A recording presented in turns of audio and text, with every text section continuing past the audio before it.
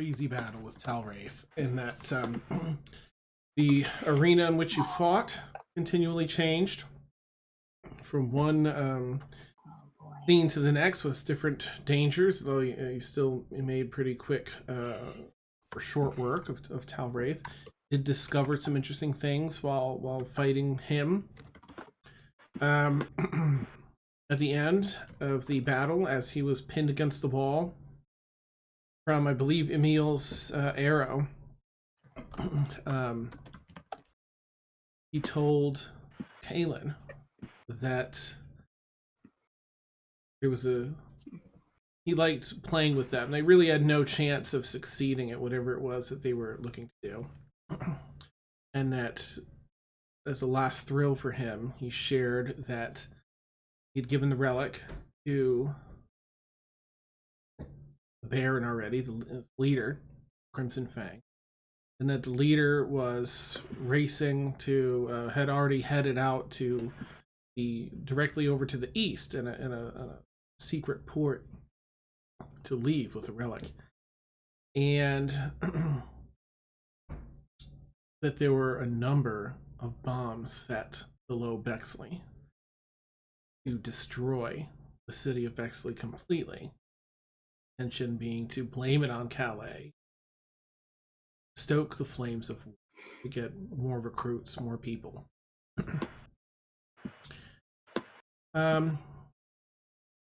So interesting. Now he died, and however, Mina wasn't done with him. Mina had some questions, so Mina used Speak with the Dead, and she asked a few questions to try and clarify, I think, the information. However, we had to retcon a little bit, and that's my bad for forgetting an aspect. But Kaelin was in line. She had a question for Tal'Wraith. So Mina gave Kaelin her final question. And I believe how did do you remember how you worded the question, Kaelin, or? It was a little off the cuff, but she was just asking if he knew anything about a dwarven clan that was killed, that was traveling with a family by the last name of Stormforge.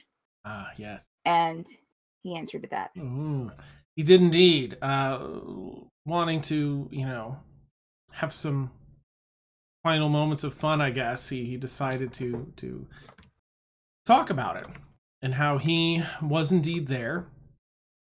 That they killed most of them.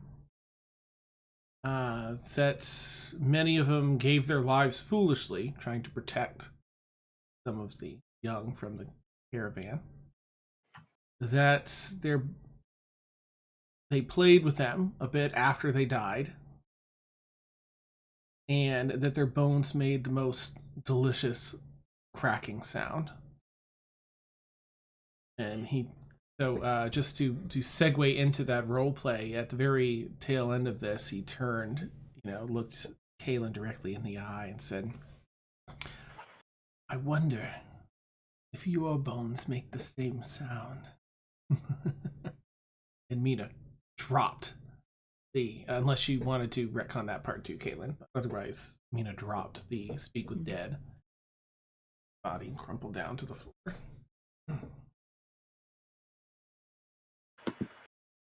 Kaelin gets this look of rage in her eyes that probably no one has seen before, in this party at least, and just runs towards Tal'Wraith's dead body and just starts stabbing him with her short swords, and just laying into him. Not really saying anything, maybe yelling, but just in a primal rage. Hacking, slashing, and stabbing, just going like cray. Oh, beautiful. Okay. And you just start chopping into Tal'Wraith, and a little gangly limb rips off here, some flesh up against the ceiling there. Building it turns him into this shredded mass of meat and bone. Connective tissue here. before you finally run out of breath.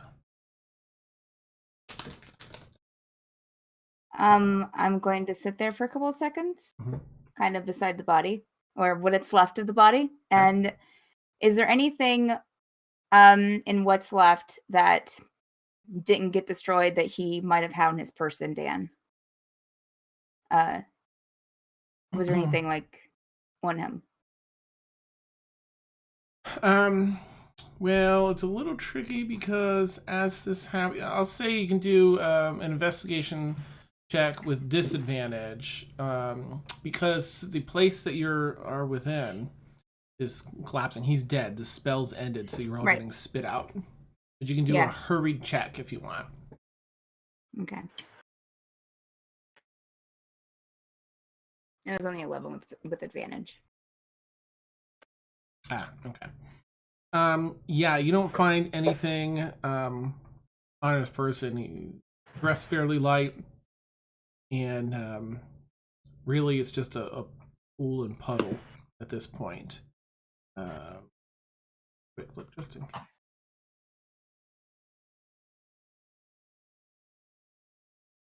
So who else in this room? It's me, Mina, Felix. I mean, everyone's in here except Emil, right? Because Emil walked out with what's her name? So if anyone saw that and they want to react in any way, flashing, there's like maybe 10 seconds before poof, everyone's popped out.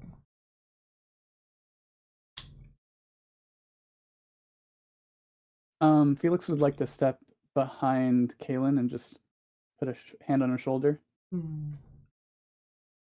Not really saying anything, but just to let her know he's there. I'll kind of look over my shoulder at Felix, but I just kind of let the hand stay there for a couple of seconds, but then I step away, not like shirting away, but just kind of like she's just ready to go. She's ready to do something.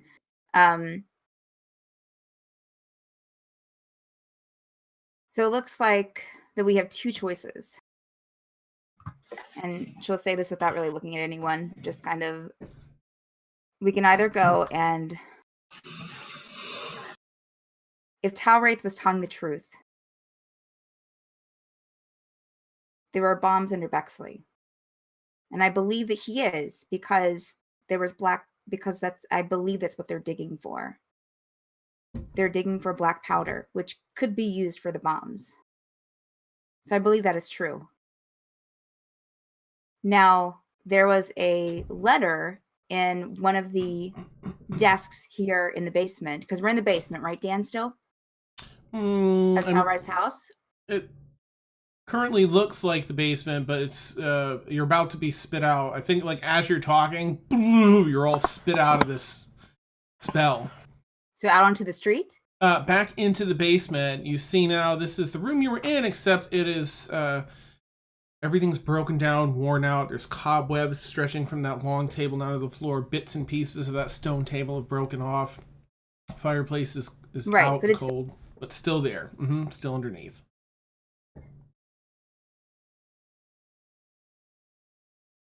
I don't have it up, but I feel like Discord pooped out again. Yep.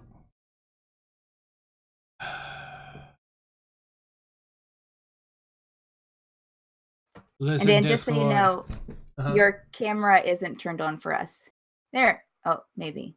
Yay. That's all right. But we're still technically in Tal'Wraith's basement of his house. Now right? you are, yeah. You're back into that room that you. Okay. So I'm telling everyone this. There is a letter in one of the desks here in one of the rooms in the basement.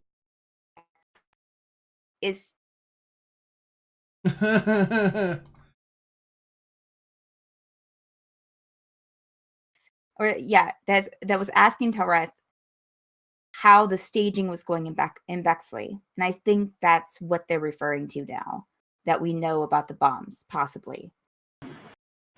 Dan, I'm just going to start walking back through the hallway to get that note out of the room. Okay. Do we have a map up? Are we supposed to have a map up now or no? We don't, but you can double click your if you open your character sheet and double click on the token at the top right, which I have to Frank, then it should open up the map. Okay.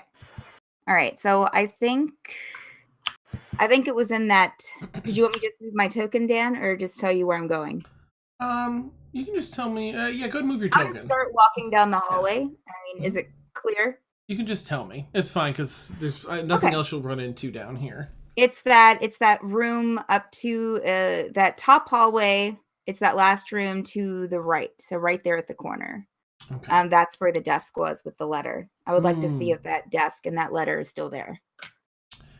Yeah, it is. You walk over to that area, and the sealed letter still there. Yes. Mm-hmm. Oh, I think was that the sealed letter? I don't think anybody opened the sealed letter. I'm going to open that sealed letter right now. I'm gonna try. Just confirming. I think Emil didn't want to open it because he wasn't. Yeah. We thought there still might be Sure. people living in this house, but now we know there isn't. So. Yeah. All right. Let's see.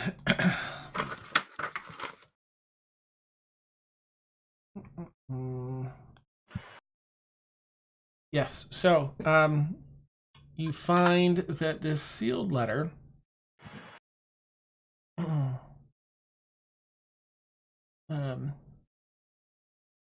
you break the seal, and as you unfold it, there's I guess make a dexterity saving throw if you would. Oh God. Okay. Cool beans. Cool beans. 15. Okay. As you open it up, you hear the shifting of little grains of something. And so you kind of tip it to the side and move your other hand out of the way, and a bunch of this greenish powder slides off onto the floor and sizzles on contact. This changes to a liquid that boils a little bit on top there. It seems to be eating at the stone a little. Okay. Reading the letter, however, you see that let me think. The other letter was one that you guys did read, and that was a letter he received from somebody, right? Or was it one that he was going to send? The other letter was from someone asking how the staging in Bexley was going. Ah, okay. So this letter is a letter that is apparently written by Tal'Wraith that he had intended to send on his departure. And I guess just make a base intelligence check because it's not encoded, but Okay. it's written in a way that. Okay. Okay, no, that's pretty good. 10 was the Okay. DC. It's not. Okay. This seems to confirm your belief that there is, in fact, staging for bombs to be set off below Bexley. It confirms that there are the motives behind it are to create more of a panic, more of a rush for bolster the cause, so people will be upset at Calais for doing such a thing to innocent citizens. It references the relic that the first piece has been acquired.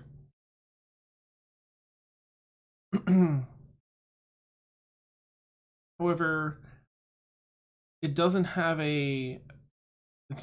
there's no address written on it, and it's not addressed to anyone. It just starts right off with the meat of this. It does reference the Baron is all he's referenced as in here. He mentioned, of course, Baron Rexlin von Sutcliffe. and made mention of you having already met him. And that's the person that out of nowhere Mina ended up killing, thinking she killed the other night. So really, it's just a confirmation of facts. Okay. I'm going to take that letter. I'm going to take the open letter about that also mentions the staging and walk back to everyone else. Make an Arcana check if you would. As you're holding this Okay. letter, something gives you pause. Natural 20. Nice. I rolled against it. You only had. I rolled a 4, so I was like, oh, she's probably gonna get what? I think my plus is 4, so yeah. Nice. I think you would need. I can't think of the name of the spell, but being a sage, you would know this. There is more to this letter that has been encoded with magic. You know that there's some spell out there that can be used to decipher said types of magic ingrained into items that can be read. Okay. Yeah, I don't think anyone has it, but you would know that anyway. Okay. So All right. There's more info in here. All right. Hold 1 to letter. Okay. All right. So I'm going to take those 2 and go back to the group. Okay. I guess when I get to the group, I'll just kind of brandish the letters and just be like, this is the proof that about the staging, which I believe is the bombs under Bexley. Could we, if we went to go and get, I'm not sure, and I haven't had the time to do any research on this artifact that he has. Okay. Could we show the, I'm talking to the group now. Can we show, do you think that we can, or possibly I'll look to Felix maybe since he's the one with probably more knowledge about this. Do you think that we could show these papers to someone in charge and have so that they're made aware and that maybe the militia here could help stop this while we go and get the artifact? I don't think so. From what I've seen, everybody here is either underneath the thumb of the Crimson. Remind me, is the Crimson Fang? Is it the Crimson Order? Crimson Order is what everyone else knows it as. You guys know the Crimson Fang is behind it. It seems like everyone here is either underneath the influence of the Crimson Order or they're just ambivalent. They don't care. Life goes on, that sort of thing. But we do know somebody who might be able to help in Bexley. Certain Gold Dragon. We can get a message to him. He may be able to lend us a hand. Or a claw, as it were. Kayla does not laugh.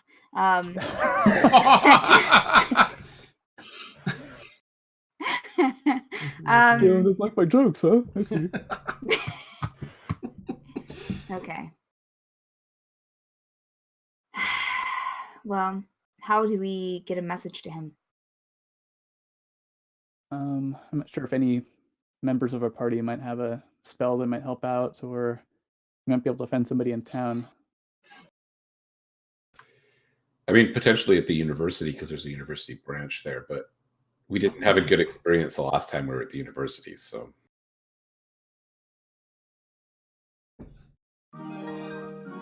True. Well, I would like to see what this artifact is, since it seems to be important to both the Crimson Fang and to this effort.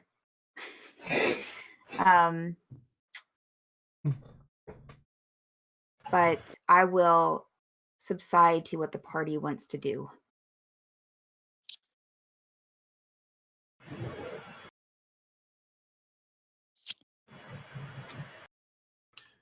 We do have a friend in Bex. Well, friend might be a little optimistic, I suppose, but there was the guard in the custom house that we've dealt with a couple of times who seemed to resent the Crimson folks.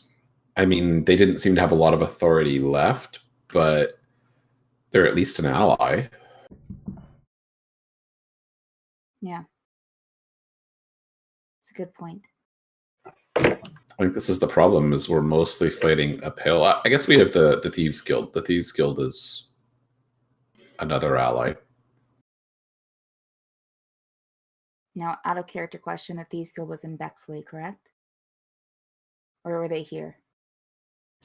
Yeah, it was under Bexley, I believe. Okay. But Dan, this is out of character, so maybe Dan will actually nod.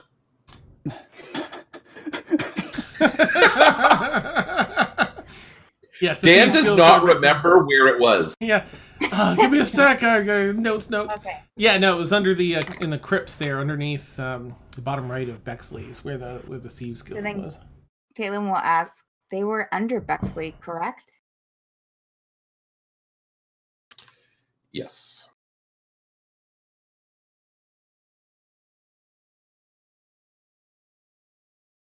They may. That would require us traveling to Bexley. How long of a trip was it from Bridgeport to Bexley? Let's see. I think you guys. Did you have any means of like a horse or anything in here? Didn't you have like a cart or something? We did have a cart, yes. Right, that's outside the inn here. So I think it was It's like somewhere. not super far. I think it was like 3.5 days. Okay. Mm-hmm.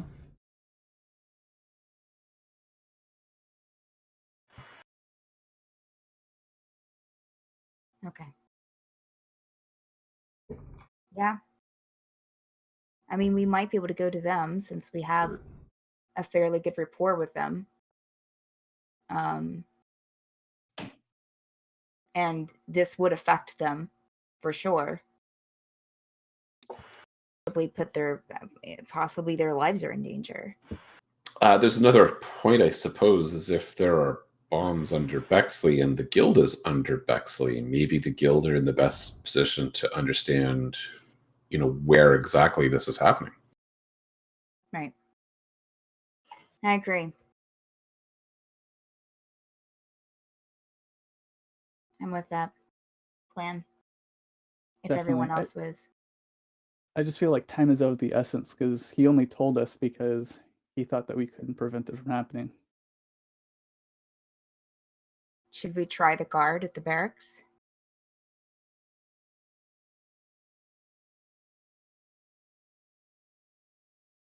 The one here? The one Emil was referencing. I'm sorry, did I miss that? Emil, were you, I did.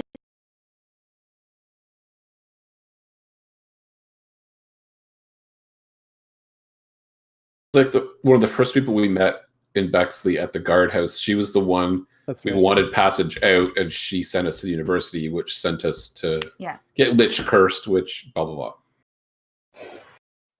Yeah. Like I said, we don't have a lot of real allies in Bexley. Right. Yeah. We could try there first. Other than that, I don't really know. Other than contacting the dragon, which I'm not sure that we can, or that we know someone to see that about. That seems like maybe our only option besides going there ourselves. Did we decide how long it was going to take us to get there? I think Dan said 3.5 days. Mm-hmm. But I don't think there's anyone that could get there quicker. Even if it was someone here.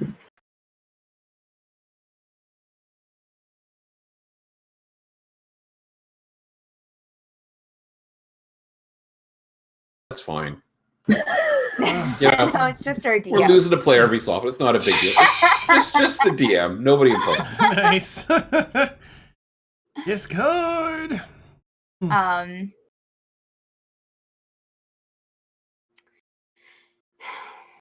I mean,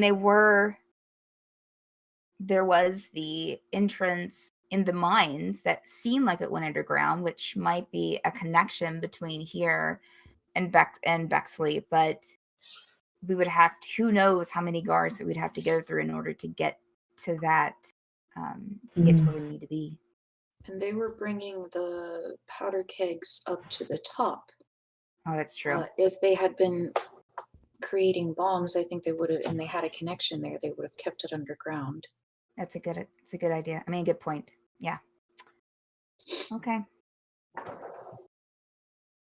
Again, we can try the guard unless someone else has another option. Sounds like the best shot we got. Does the letter you opened, does it have a date on it?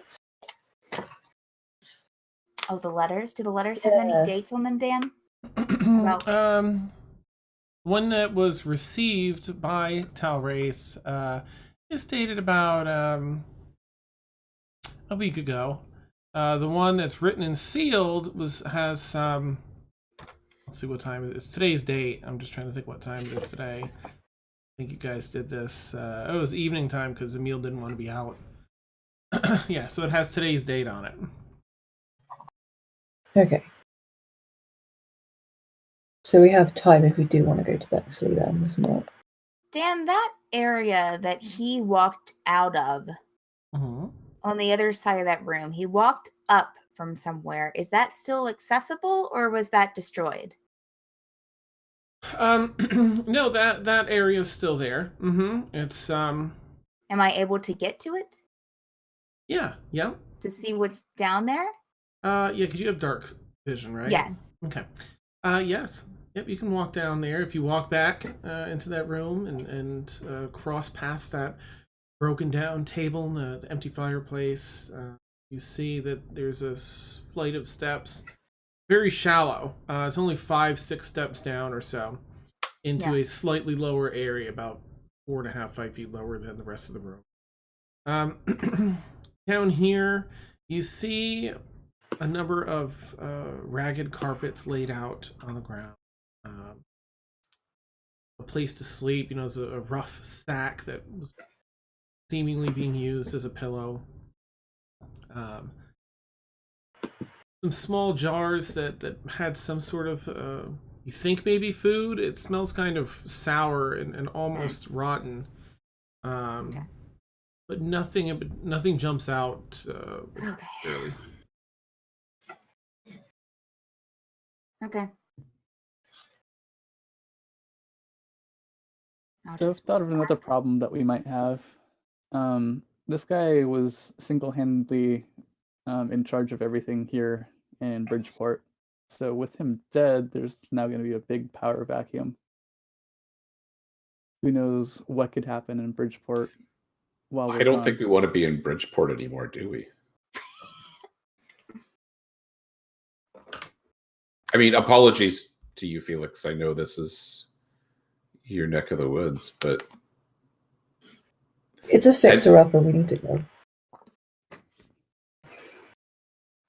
I'm ready to leave. Dan, while we've all been talking, I started casting Prayer of Healing at 3rd level. Oh, okay, nice. Because I don't have any 2nd levels left, and I am hurting. So who else needs healing? I mean, I'm wounded. According to this, I'm incapacitated. What does that mean? That can't be right. Let me take a look. That's usually. What did you do to me? What have you done, man? Yeah. All right, where is Blue Baddie? Dan broke the game. Clearly, yeah. Oh, yeah, you had the webbing. You were locked into the webbing. That's what it was. But obviously, no more. So that was an Thank you. awful roll. You can't move. Well, if anybody's hurt, you get 14 hit points back. Woohoo! Yay. That's it. Okay.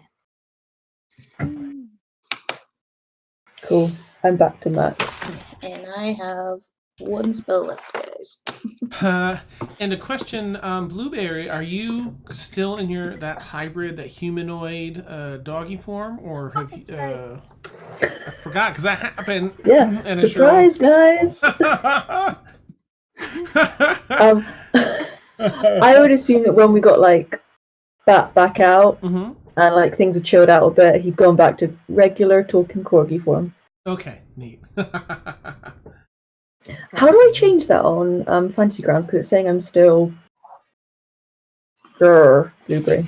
Yeah, you're like everything. Like there's like three. There's 3 options for you, I think. I can remove this one from the combat tracker. I'm just going to ignore one because I don't. All right, this is You don't know. I don't know nothing. Nice. All right, you're in the combat tracker properly, but yeah, it has all of them open, so I don't know that you can close any of them.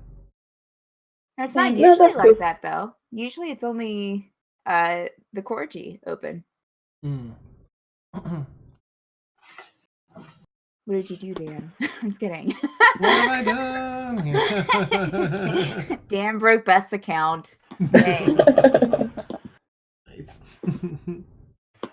Oh, there you go. Oh, there you go. Sam, how much healing did you do? 14. It Yeah, applied. 14. Oh, yeah, it didn't apply to anyone. Gotcha. All right. Yeah, and 14. I don't know how to cast things at higher level on this, so. Oh, I just rolled the so you extra. grab the heal and like then right click for every die you get to add for the level. Mm-hmm. Doy. I'm going to use some hit dice. Okay. Brixi, you step off to the side and just try and recover for a little bit, taking a short rest. Oh, to use wait. the hit die. Did you use any spells? Oh yeah, you did. Okay. Kaylin's going to, I'm guessing he might have stepped away. But Kaylin's going to ask Emil about where his friend is.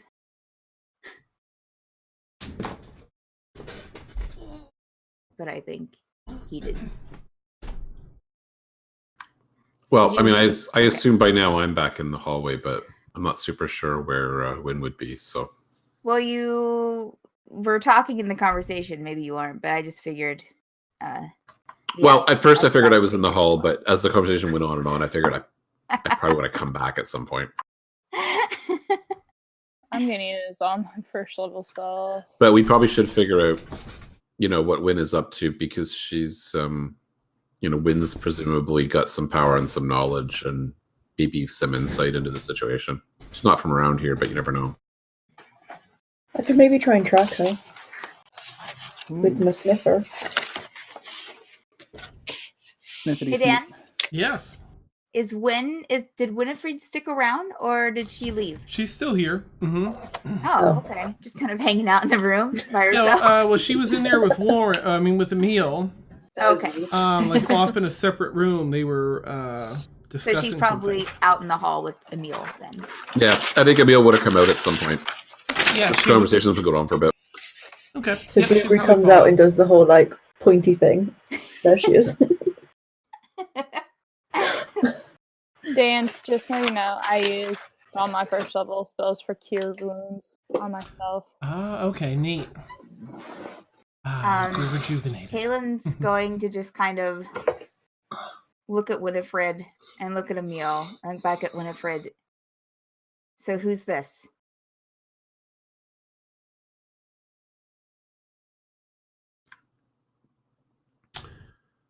My friends, this is Winifred Dalka.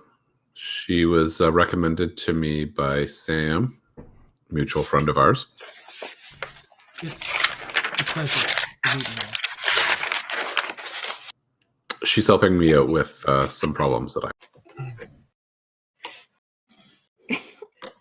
Kaylin probably makes I get it look and then tries to hide it. Like, oh, Kaylin, totally out of character, totally in character, but if Emil and Kaylin ever want to play poker, Emil's down for that. Nice. Kaylin would be horrible. It would be fantastic, is what you mean.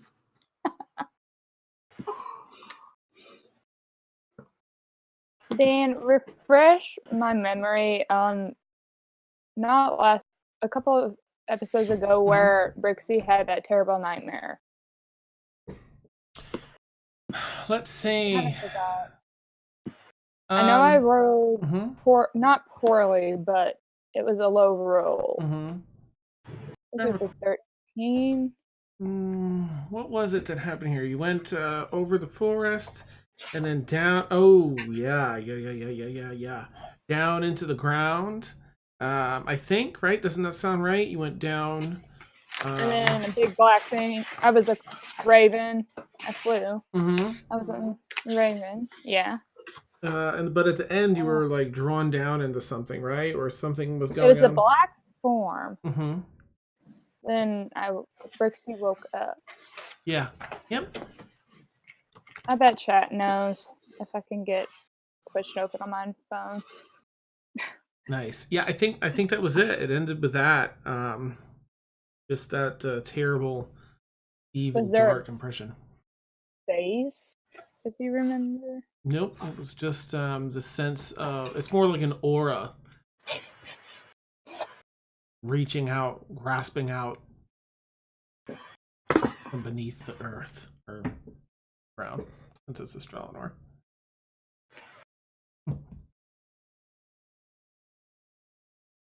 And Frank, I sent you a message on Facebook. Just you don't have to check it immediately.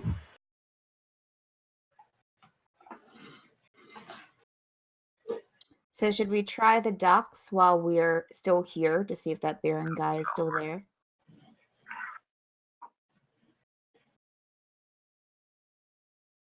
Wait, isn't he dead?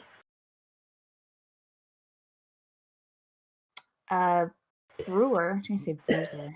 Brewer saw Tal'Wraith give the artifact to him this morning. I think it was. I think we're talking about somebody other than the person we wantonly murdered a few weeks ago.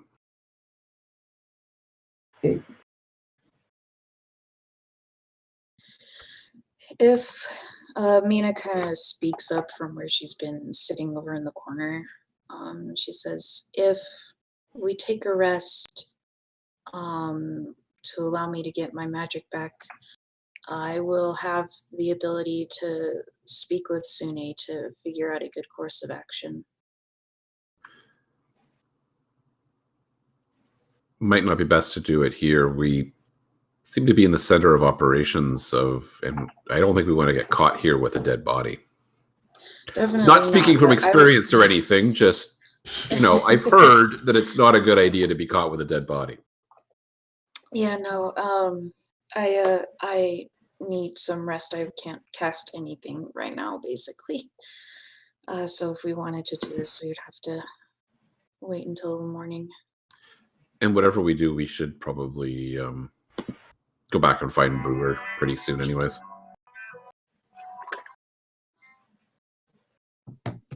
Caitlin's not going to say anything. She's just going to turn around and start walking back towards to go upstairs. Blueberry follows. Where is Brewer? He's still at the inn, isn't he? Mm-hmm. Oh, okay, cool.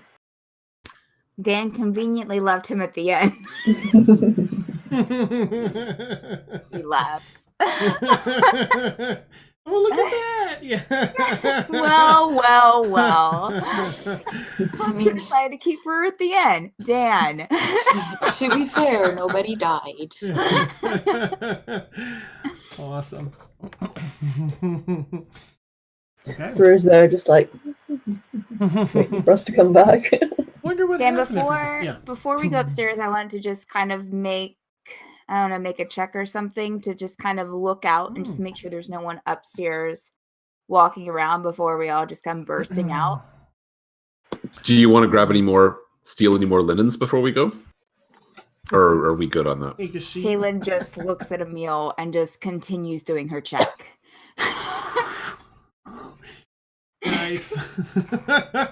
I would do. I would say it's a perception just to see if you're catching anything going on up there. Okay. God, a 9. I see nothing. It looks good, right? Coast looks clear. Great. It's dark. It's dark in the house. You've got your dark vision, thankfully, but it's a small house, and you don't really see or hear anything going on up there. Okay, I'll exit the downstairs then. Okay. You push up through the trap door and walk up, and indeed find that there's no one in this small hut on the inside here. You hear some light footfalls outside, some light foot traffic, I should say, in the streets, but it's twilight hour now as the sun sets. Emil is going to try to mentally ask Wynn if we're going to be okay to be outside in daylight. You receive a mental reply. She's going along, just looking out the window and stuff as she sends it. Says, "We'll be fine now. We'll be fine. You have partaken of me, and you will find you have a near complete control. At least a month."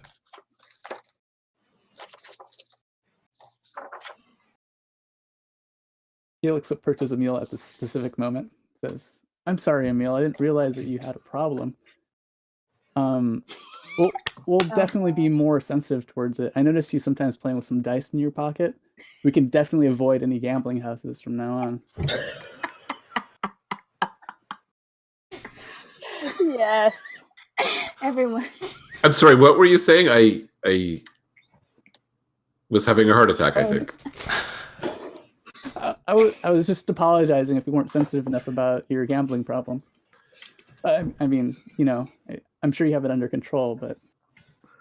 What a fascinating insight. I don't think I have a gambling problem. Interesting. Okay. Oh, isn't that what you said Wynn was helping you out with? I'm sorry, I don't mean to pry. That's more an arcane problem. I mean, it's a wizardy thing. I don't know. Oh, I wouldn't know anything about that. Actually, Felix, I do have a question about that. And I'll mentally ask Wynn if it's a problem if I reveal, her nature, because I can reveal mine, but I'll kind of give away hers. I don't want to give away her secret. She replies, "I've come to know you through our connection. Do you trust those that you travel with?"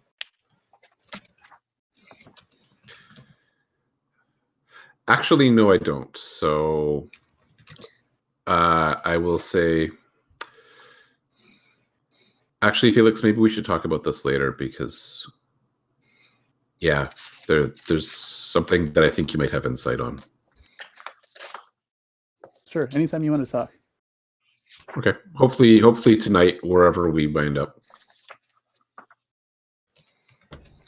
Dan, Yes. while I'm upstairs, can I kind of stay low and do a separate perception check to see if there's anything in the house that looks interesting, or maybe any books or food? Food. Do an investigation check. At this point, I would be Kaylin with Kaylin, so I'll be helping her. So okay. I see nothing. No, don't even look at it. Brixi, you get a. Well, I was gonna give her advantage. Okay, you want to do it with advantage. All right, go ahead. Brixi leans down, as quiet and stealthy as you're being. Brixi just kind of leans down next to you. What are we looking for? We're looking for books. We're looking for food, or anything that looks really cool. Oh my gosh. I'm done, guys. I'm done. Amazing. We should have pushed harder for real dice. Yeah. So, I guess in kind of game time, it's probably only been about an hour since Emil showed up and saw the party casing Tal'Wraith's house in a completely unstealthy way, and he had comments about their lack of kind of thievy type skills. So I suspect, Emil's having a conversation with Felix. He just kind of looks over and goes, Nice. And what did you want to do, Brixi? Find a bed and then make a wisdom check to see if I have that same nightmare again. Oh, you want to try and sleep here? We're still in Tal'Wraith's house. Oh, okay, never mind. Yeah. Fresh. The two of you are looking around, but there's this hole in the wall that just like gets your attention, just along the baseboard, and then you hear some scritching noises inside, and it just completely takes up your interest. Is it a mouse? God, it's the lost mouse. What is that? Kayla knocks on the. Awesome. All right. Perhaps it would be wise if we moved on before we're discovered with the dead body. Mina kind of limps out of the downstairs up into the house. She's still like a pale an ashy gray. We came through a window, didn't we? That's what we came through. Okay. Yeah, we could probably go back out to that window. Kayla will go back to the window and go outside, kind of look around on her way out. Make sure no one's standing there before she steps out of the window. Okay. Make a fresh perception check. Great. I'm still with her. No, I'm gonna probably make a separate perception. That's double digits. Nice. Mina, Winifred sort of she has like this very noble, very very graceful walk, and she sort of does a bit of a saunter over to you and says, "I can help a few of you avoid detection, or at least get to where you're going safer, so you're not all walking together." Taps your shoulder, and you rise off the floor about 6 inches and hover. She goes over to Felix and kind of looks at you and puts her hand very gracefully on your shoulder, and Felix starts to float about 6 inches off the ground. And then she does the same. I'm gonna cast Pass Without a Trace on everybody. Oh, nice. Okay. That'll give you guys +10 up to an hour. Okay. +10 on stealth check. Beautiful. So as she's doing this, Brixi, you take out some, crumpled dry leaves and crush them further in your hand. Blows and fills up the room, covers everyone's scent and everything else to help them. I was rolling a separate perception check because I would still be with Kaylin, and I rolled a natural 20. Okay, nice. All right. For exiting the window to make sure no one's outside. Nice. Through the window. So Winifred is still. She walks over to Blueberry and kind of. Nope. Nice. Okay, so she gets the message and backs up. Let's see who's left inside. So Mina, it's Brixi, right? So she goes over to Brixi and puts her hand on your shoulders. You're finishing casting your spell. I think Kaylin needs it more. She saw the broom on Kaylin's back. Yeah. So Winifred touches your shoulder, Brixi, and as you finish casting your spell, you float about 6 inches off the ground. You three have been affected with the fly spell. She saunters back over regally to Emil and just holds her hand out to him. Brixi's just eyeing her the whole time. As you're watching her, you see, she reaches her hand out, Emil clasps her hand, and then they both, in a twirl, disappear with a poof of smoke and a slight snap sound to the air.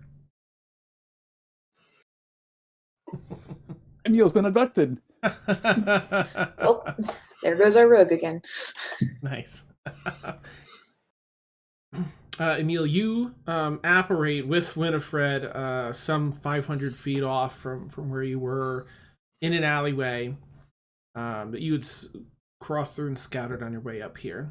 She just asks, well, I think first she'd say, I understand that sharing this condition with those that you trust is important. I would encourage you to do so only with those that you trust. Very wise of you to do. But I will be okay. I'm very much able to protect myself, so please worry not for me. There is much more I want to teach you and show you. There's a lot more I want to learn. Like, not going crazy and killing everyone.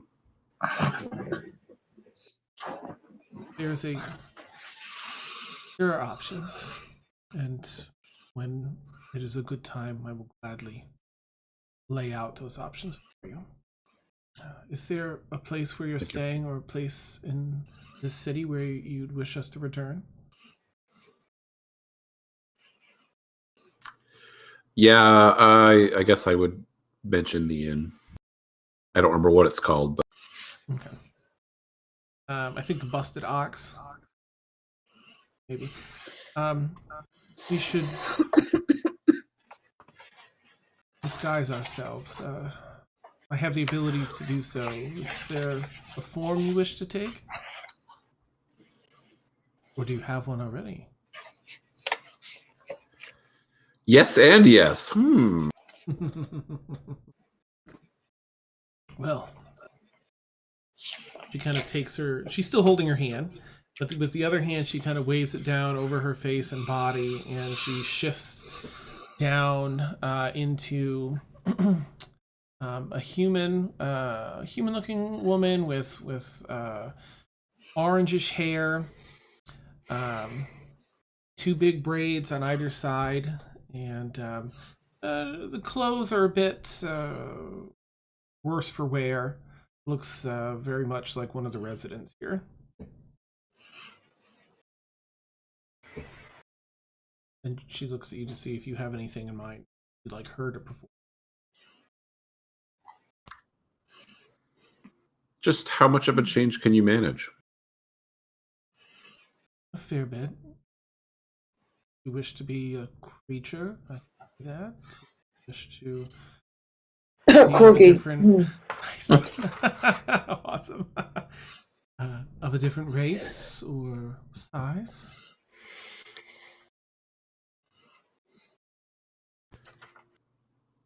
There's a half-elf that I knew back in Calais. A young girl who wanted to study magic. Maybe a half-elven woman wizard. That might be something that wouldn't look like me. Understood. And at this point, she takes her other hand, kind of waves that down in front of you, and you feel yourself shift a little bit on a little shorter. You actually sort of take the form of what you had in your mind. Oh, nice. Mm-hmm. So, are there any distinguishing factors that you would like as you take this form? Not really. I mean, she's probably about a head shorter than Emil is. So there's a significant visual difference. Okay. And you turn into that similar the freckled redheaded woman that female form half elf. I think you said, right? Wasn't she a Either way, you take that form, and the two of you begin to walk out of the alleyway and towards the docks. Perfect. As for the rest of you, Kaylin and Brixi, as you two are looking out, Kaylin, you don't really see anything. Brixi, you hear some footfalls around the corner and hold Kaylin back for half a minute until you hear the footfall walk away. Now the coast sounds clear. Thank you, Brixi. I will head out. You leap out into that very narrow alleyway. I'll pick up Blueberry. Come on, little friend. I still have the luck dragon, right, Dan? Yeah. Yep. We'll say that it's like sort of hanging in your pack. I'm gonna assume it's or my quarterstaff. I'm just gonna assume it's like on the little this Like part wrapped around. Yeah. Okay. And I'm gonna go follow the footsteps. Oh. Oh, okay. I thought we were all up in the house out of the dungeon because she cast fly on all of us so we could leave. Oh wait. Hang on. I may abort that. Felix is floating awkwardly in the meantime. How do you do this? Don't think. Oh, hey, Dan, Yeah. since Pass Without a Trace is concentration, Mhm. would that break Pass Without a Trace if I walk away from the group? Yeah, I think they have to remain within 30 feet of you for the spell, I think. It's... Kaylin goes outside the window. Yeah. I'm outside. Nice. You land, Kaylin. You see hovering. Brixi hovering. Yeah, floating. Yeah, I think Kaylin doesn't have it. I think it's Felix, No, she didn't Mina, give it to me. I and don't want Brixi. it. Thanks. Nice. She saw the broom, so she was like, okay. Wait, what broom? She has a broom. I have a broom. Kaylin has a broom, a flying broom. Shut up. Yeah. That's amazing. So is everyone? So I'm a little confused as to like where everyone is right now. Is everyone like Everyone else is still in the house. The house floating? Oh, they're still inside. You're the only one that's climbed out the window so far. Emil and Winifred bamfed out. I'll go across the street, like to like one of the trees. I think there's a tree or something that we were scoping from the day before or a few hours ago. Yeah. So I'll just go to that tree. Old habits, you know. Okay. You walk across the street. Totally just stand there nonchalantly, like I've always been there. Perfect. You lean up against the. What does everyone else do? Mina, you've got Blueberry scooped up. Are you heading out the window or out the door? Yeah, I'm going out the window, and it's dark, right? Yes. Mm-hmm. Okay, yeah, and she's just gonna kind of fly up. Okay. Blueberry's doing that thing that dogs do when you pick them up, like they think they're swimming. Doing that. Yeah. Nice.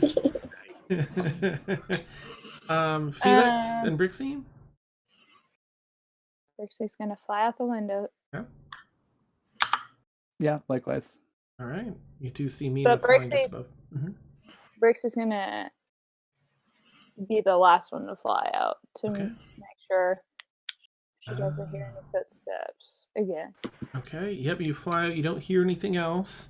And you stay, just behind everyone to make sure they all keep their pass without a trace. So the three of you are floating, up, four, including Blueberry, up above. Do you all make way back to the busted ox, or do you have elsewhere you want to go? I think I'll take like a roundabout sort of way, so don't go like in a straight line, just kind of like fly outside to the outside of the city, and then kind of The scenic route. there. Yeah.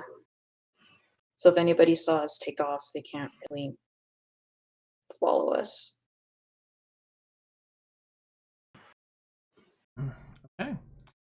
Go ahead and roll a stealth check, those that are flying. Plus 10. Yes, add 10 to it. Definitely. Emil, I have to ask because I feel like maybe this was a thing. Good job, Brixi. Do you recall, and it's shame on me for not putting it in if it did, but do you recall the Runekeeper giving you a sending stone?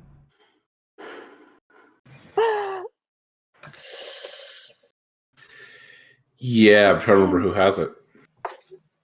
I feel like I'm pretty sure you accepted it. And I don't know. I'm also pretty sure it wasn't a single use, was it? No.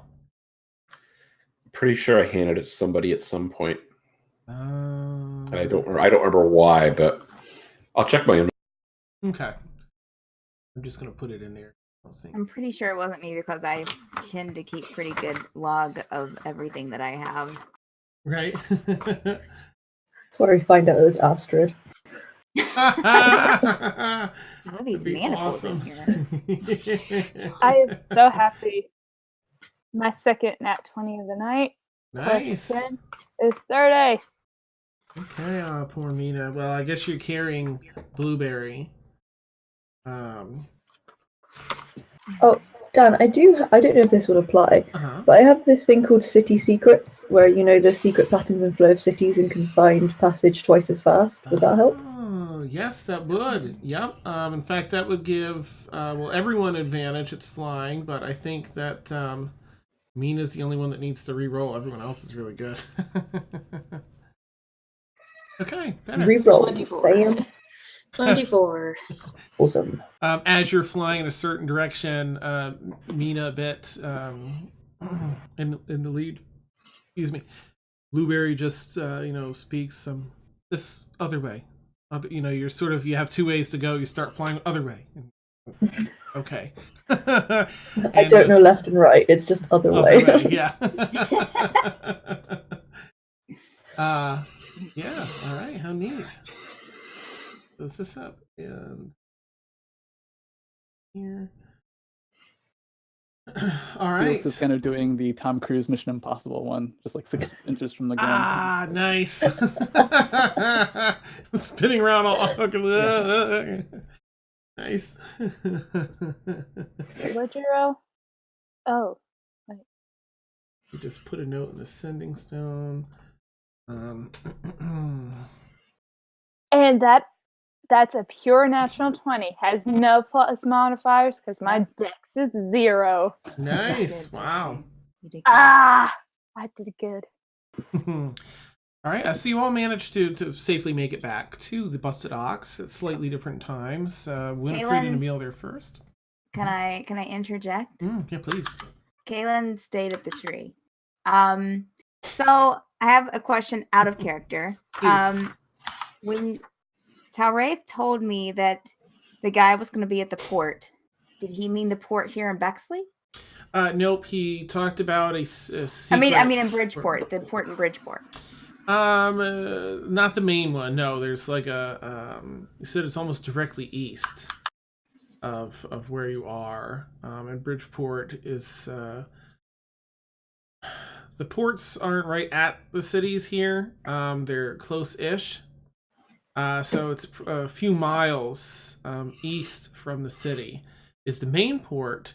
But that's a little bit southeast of the city. Directly east is a small cove that he was talking about. It's like it has a secret dock there for running illegal goods and such. Okay, so he wouldn't be at the port here in Bridgeport. Correct. Okay. Okay. Well.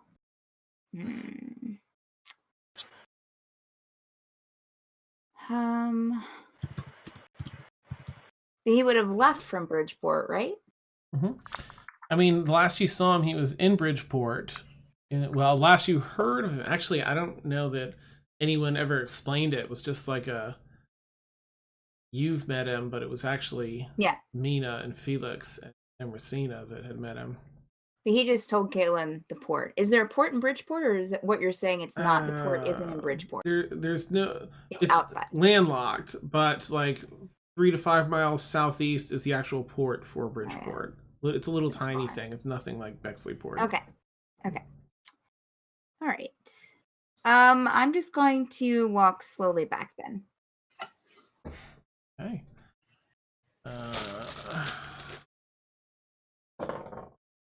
Okay. You walk back through the city streets. Heard that roll. Yeah. Thankfully, things go smoothly. As you return, I think everyone else, having been able to fly directly there over the city for the most part, would be there before you. You'd probably be last to arrive, Kaylin. Winifred and Emil would be the first, and then everyone else would have arrived in the meantime. Okay. Brixi is going to go up and go to sleep. Okay. I'm gonna go up to the bar and order some like bread and honey or something. Ooh, okay. All right. Bruce immediately there. Oh. Amazing. Oh, no. But he reaches into his little pouch and I go, where's all my stuff? I go, and gives you, as he has no concept of money, he gives you like 250 gold. Oh. Holy moly! Ting, ting, ting, ting. Knocks a bunch out of the scoop, paws it out. Just noses it across to you. For food. Thanks, Blueberry. Here, I think that there's going to be some change from this, so let me take 1 gold out of this, and I'll give the rest of, and you can hold on to the rest of this, okay? Oh, okay. Okay. So I take 1 gold. And I'll just kind of slide it to the keeper. Okay. What can I get you tonight, lass? I would like some biscuits, honey, or bread and honey, whatever. I just had biscuits today. It's on my mind. I would like some bread, honey, and some sausages as well, please, for my friend. Of course. Good eaters, a lot of you. He heads, as he says, Caitlin narrows kind of. Awesome. He heads back to the kitchen to prepare the food. Right, you were the last to arrive there. Caitlin looks at Blueberry and is like, I'm not sure about that guy. Not sure about him. Yeah. There's a handful of people in here. Doesn't seem to be the most popular inn. Not too many travelers, because most of the people are from the Crimson Guard and sleeping in tents in some of the bigger houses that have been confiscated. Food comes back out a little bit later, heaping portions. He sets it down, and sausages near Blueberry, and everything else near you. And would you like a drink? What would you like to drink, Blueberry? I would like water on the rocks. Oh, I would like a water on the rocks for my friend, and I would like the strongest whiskey you have. I think I might need some too. Your dog just spoke. That's incredible. Well, see, I have yeah. I mean, I have this ability I have this special talent where I can make things talk I can make things talk like beside me that aren't me. So like, see, like, I kind of nudge Blueberry and kind of like try to talk. Kaylin tries to talk without moving her mouth, but doesn't do a very good job.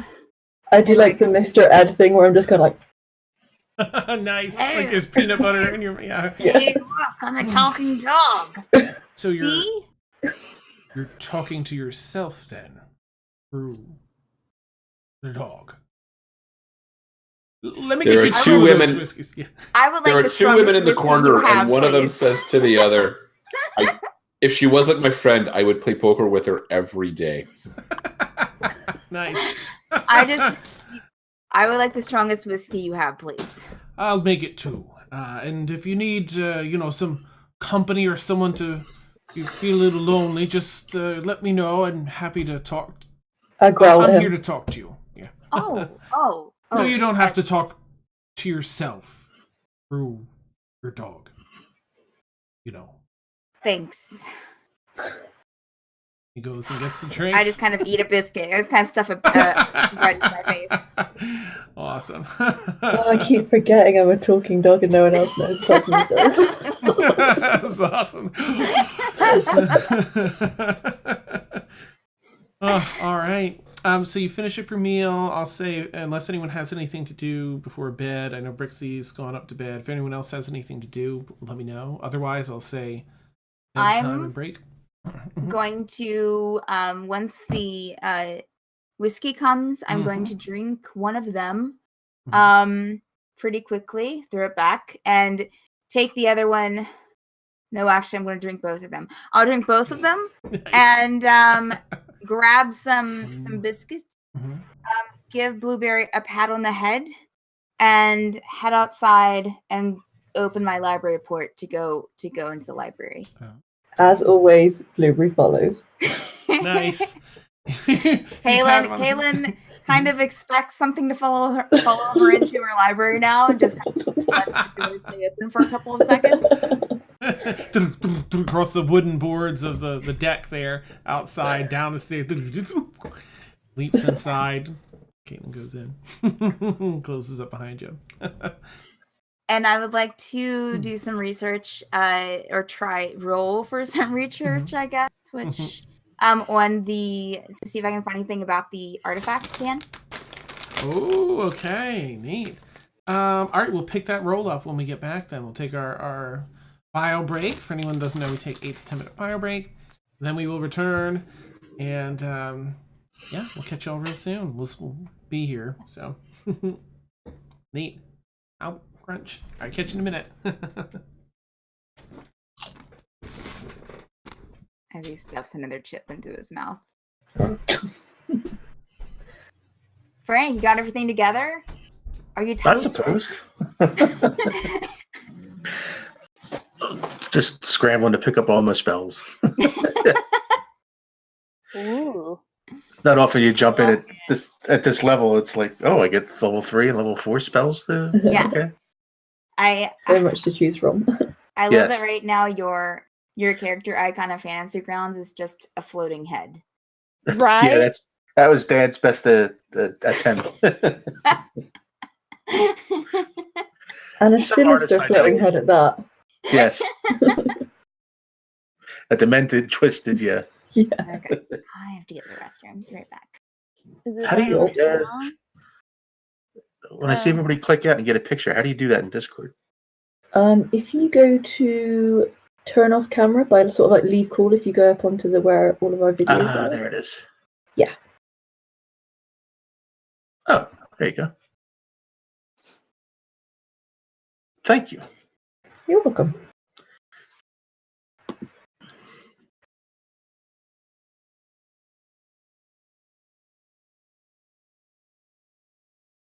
Hmm.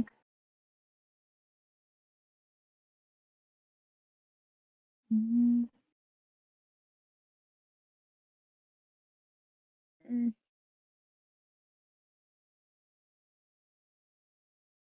Not tonight, I haven't prepared anything. Was it expecting?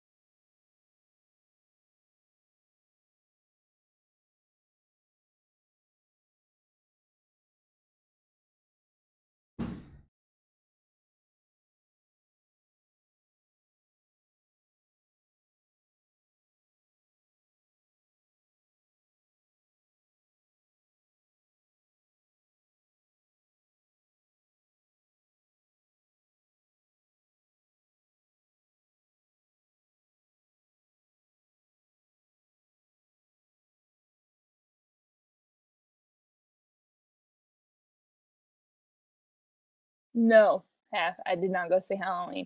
You know me. Welcome, welcome.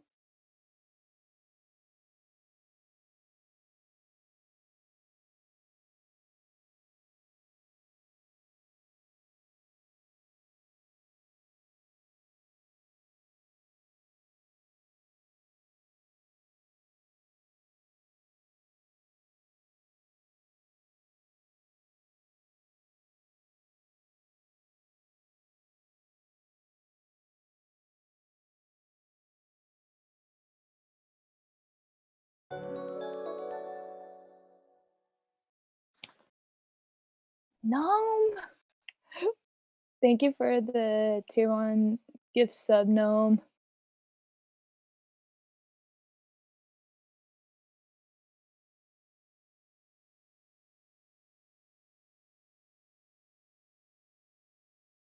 What I've been up to?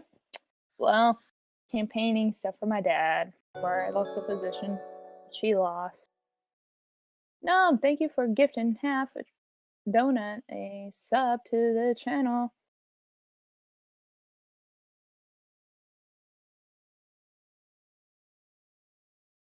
I think it is. Oh, don't forget, if you become a sub, you can give your you can give an inspiration dice to anyone, the cast members. I'm keeping mine for myself. Yeah. You're not singing tonight. No, I wasn't. I wasn't prepared. No, that's fine. Not a criticism.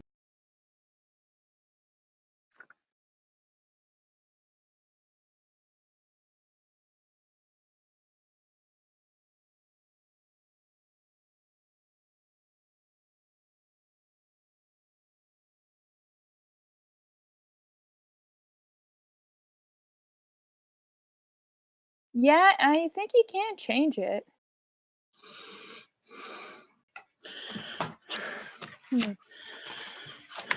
Oh, nice, Neff.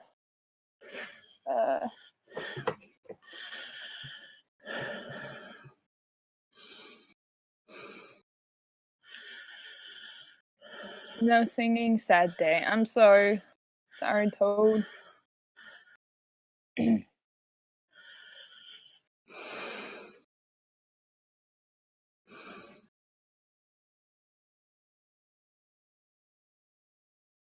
You won it from a whoa, Nev. It's a very easy. Ukulele's very easy to play. Way easier than a guitar.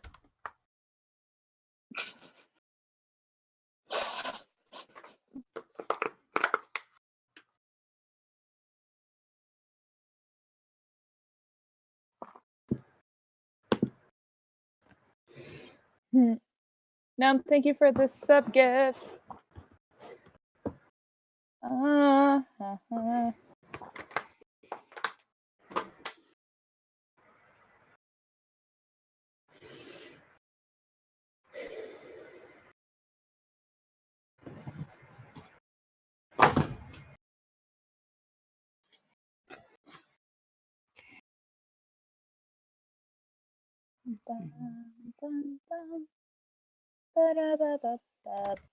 We're already on episode 50. Wow. Yep.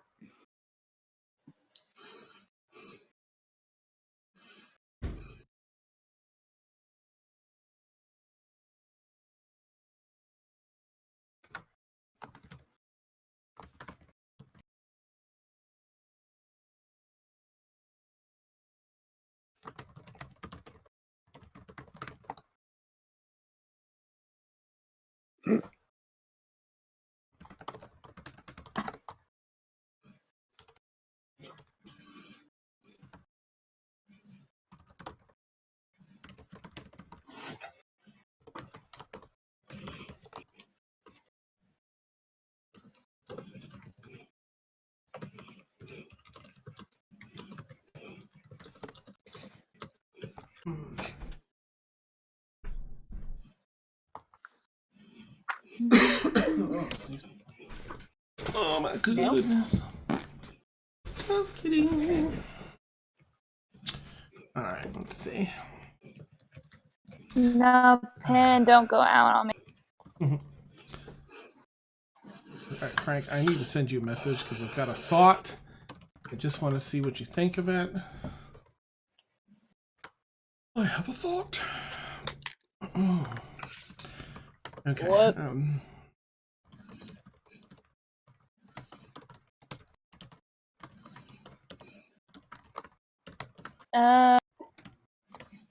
Let's see.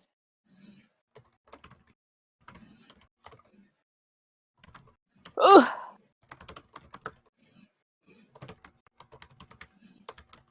Dan, I have 2 inspiration dice because no marbles gifted a sub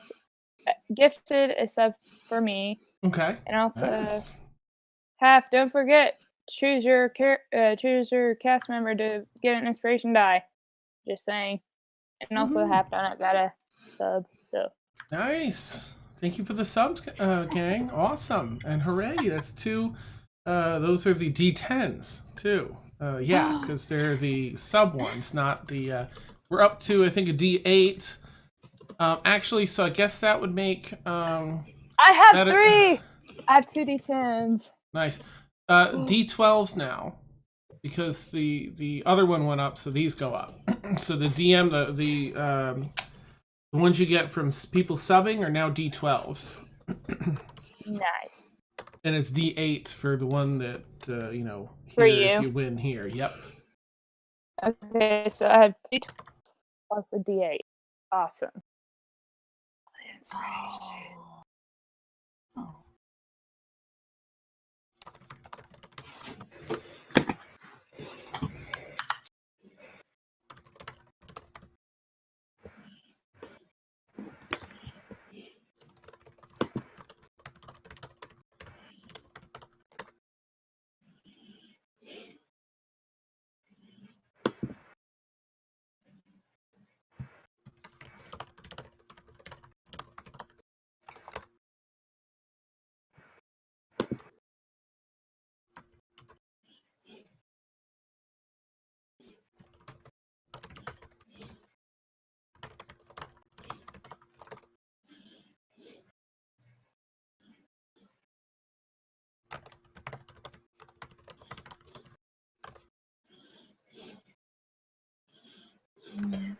Dan, you said we might be able to do real dice on Thanksgiving. When is Thanksgiving? Oh, right. That would be, I think, 2 weeks from now. Let me just double check here. It's the 22nd. So it would be the 2 weeks from tonight. It'd be the 23rd if we end up, having it. Because sometimes, there's a lot of travel and stuff like that. Yeah. So if too many people aren't here. No, that's cool. Yeah. Cool. I always forget. Sorry. Sorry. Everyone around the world should know when American Thanksgiving is. That. I mean, right? We're America. Know We're us. America. Yeah. Know our holidays. I mean,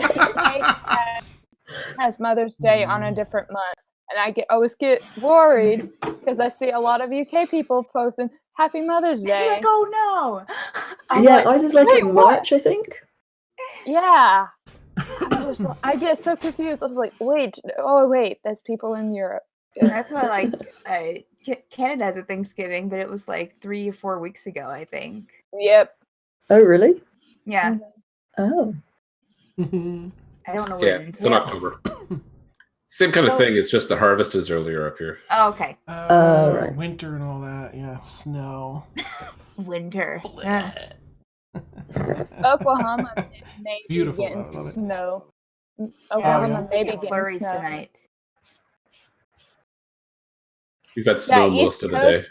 Hey, you East Coast Amazing. people can keep your snow. I'm not moving. Because when I walked out of my Apple appointment, I was not expecting it to be cold. It was like 32. Yeah. So What's that in Celsius? that is true. 1. Yeah. Oh, that is cold. Snow's the only thing for me that makes the cold worthwhile. Yeah, I think tonight's supposed to be like 20. But no, our high today is our high tomorrow is like 24, I think, which is unseasonably cold for November here. God. I mean, it's not commonly. That cold out there. Well, Oklahoma has crazy weathers. We have tornadoes. We have flooding. We have earthquakes. Yeah, surprisingly. Oil fracking. Whee! All right. Well, we have all the weather. Just so. All right. We have just mild rain most of the year. All year round, yeah. Awesome. Right now, it is Australia's summer, which I rather be in Australia right now. I miss that weather so much. I would step off the plane and just spontaneously combust if I went to Australia now. Right? I am not built for hot weather. Yeah, you don't want to come to Oklahoma when it's during the summer. It is hot, like 100 degrees Fahrenheit, kind of hot. Do you guys have a lot of humidity there, Beth? It doesn't really get hot enough to get humidity. Oh, okay. Okay. Nice. Okay. Like, I mean, we had quite a hot summer this summer, and that was quite dry. It was quite nice. It's probably the best summer we've had for a while. Okay. But yeah, we're actually getting like snow consistently now, sort of in like February, March time. Oh. Yeah. I hate snow. It sucks. It looks really pretty for like the first day, and then it's just like slushy and brown. Oh man. Okay. I finished the chips. No more disgusting eating. Sorry. Oh Dan, it was making me so hungry for Doritos, and it's like 5 o'clock in the morning here, and I'm like, can I go down and get some?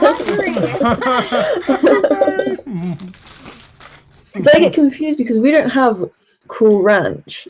It's they're just called Cool Doritos because we don't have like ranch dressing in the UK. They're better. What? No ranch. What do you eat Yeah, on your pizza?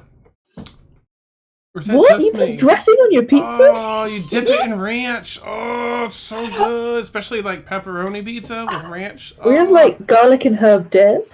Is that similar? Sounds good. No, that's tasty. Yeah, it's a lateral. Oh, we have that. Yeah, it's just not the same as ranch. Before we get in the game, Half Donut wants to know if you brought enough chips for all of us, including chat. If I break the you crumbs, can't share down. You shouldn't have it. You're right. And then, just a quick note: we also haven't really covered Emersina's exit yet. One game.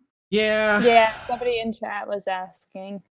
Yeah. So I want to put some final touches with M to see like how exactly she wants it to go. So, but I guess if you guys are heading out, we'll say that she left. We'll put that in as we come back. At least a note, but I won't read it, so it'll be like a secret until I confirm with her. But we had people asking about her, so okay. Yeah. She in real life, Melissa just wasn't working out currently. She has a lot going on, a lot of things to manage, and plus kids. Yes, exactly. So, plus kids. As per usual, she's got a spot here. I'll make a layout for 20 people if I need to. That's fine. She has a spot here if she is able to come back. In came Emersina was getting frustrated and with a lack of progress, searching for her brother, not having answers, just getting more and more questions. And then when Mina killed that guy after he surrendered and gave the info, she was just like, I can't do this again. I can't. And so she went off in her own direction. At least that's how I'm playing it. That's not confirmed with M. But I figured that would be a good catalyst because she had such a struggle with Mia that I figured it would make sense if she had a little bit of a struggle with Mina falling too far into that mind, killing that person.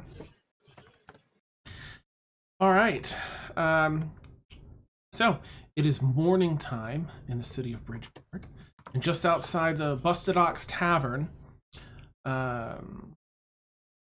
Well, I don't know. I suppose everyone can get up whenever they want to get up. I have to roll for my study.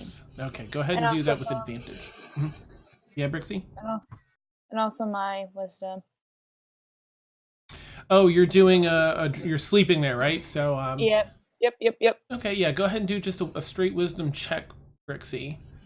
And I wanted to see if I have that nightmare again. Which I have a feeling I might, but all right, and of course, Kaylin, you can do advantage on a history. Is check. mine investigation? Let's see. Yeah, you can do investigation instead. Yeah, that's fine. Instead of what? History. I mean, they're both. History's better for me. Okay. It's essentially a history check, I think, as your. All right. Now watch. I'm gonna roll like a 1. Oh no! oh, Natural 20. Not a 1. Yeah. But that was with advantage. The other roll was like a 4. Nice. Okay. And you were looking for information on the relic. On the artifact. Okay. So you come across again. You step into. Let me pull. I love the image so much, so I'm just gonna pull that up. You use your single known spell currently, Mordenkainen's Latitudinous Library, and before you nestle in for rest, you approach one of the bookshelves, which again looks like a standard bookshelf, but when you go to reach for it, the books on each shelf fly by and sort really fast and slow down as you reach your hand out to grasp the book that you want. As per usual, you pull out a book related to it. You do this a couple of times, to try and get, as you find, like a Google search, you're fine-tuning it, your keywords and key thoughts in this case. Okay. You do find, ooh, I'm going to need to pull this up. You do find a little bit of information, because that was such a great roll. Let's see, did I put it down here? Bottom. Man, I have way too many bookmarks.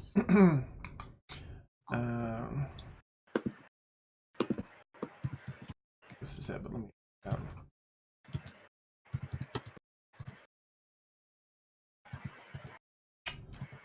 This is a circlet that is in 3 parts. Some of this, I think you surmised. You knew that there was at least a second part that fastened to it, based on the runes and such.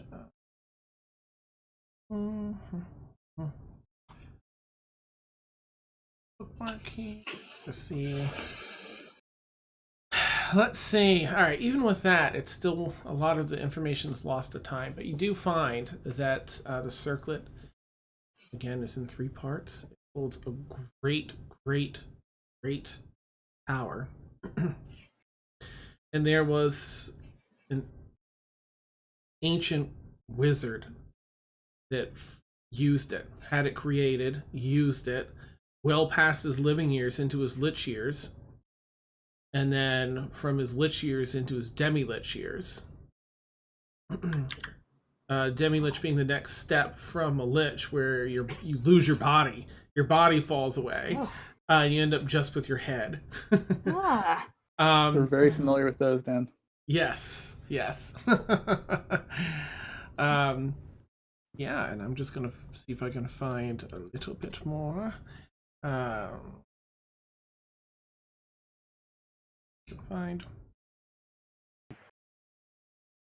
Here was a lich that was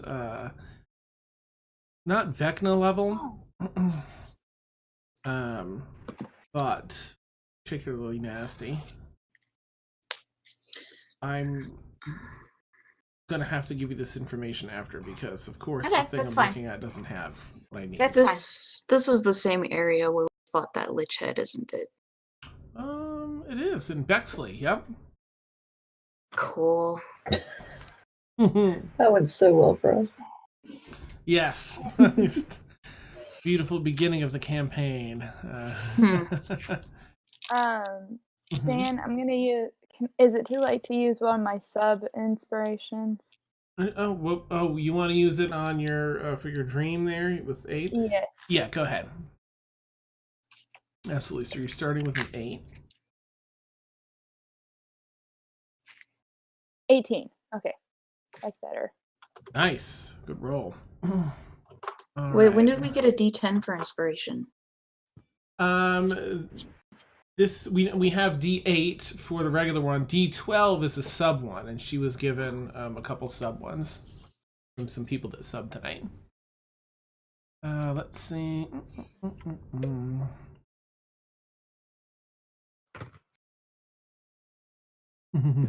Yeah. All right. So your dream, Brixi, as you rest in there, you find a good place to get some. And you have restless sleep at first. You're not able to fall into any particular dream state until about halfway through your rest. And you are very harshly drawn into this dream state that you've experienced before as sort of a soft, gentle transition. You've dealt with the creature in treant form that is guiding you through your druidhood. However, you're almost yanked into this dream state tonight. Trees laid out all before you, many fallen completely, others rotting. Leaves dead on the ground.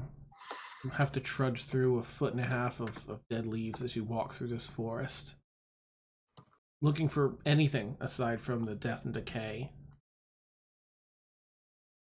You find your way just a short distance, walking up a hill. There's a small stream you skip across, very shallow, climbing up this small hill with a pretty frigid breeze. It's brisk, to say the least.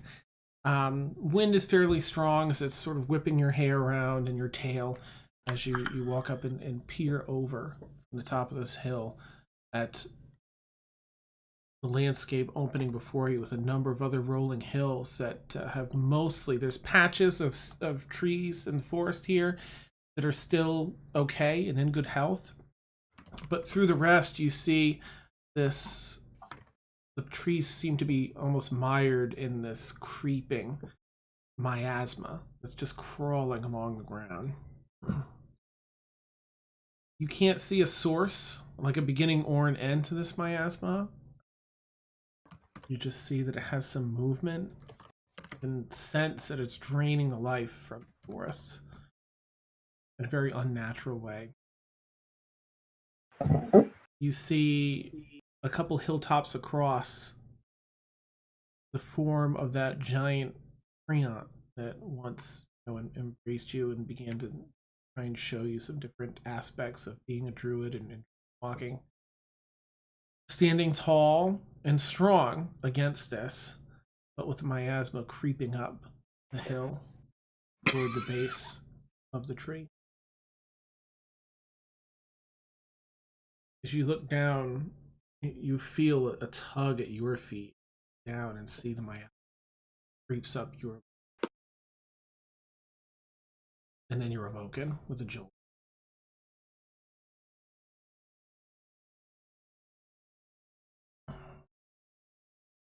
Whee. Okay.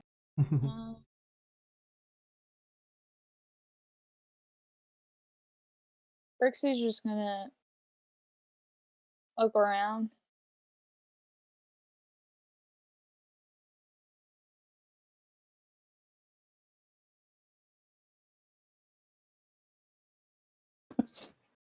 Versus, yeah, sorry. Okay, so Brixi is looking around. Brixi's gonna just lie in bed, just look.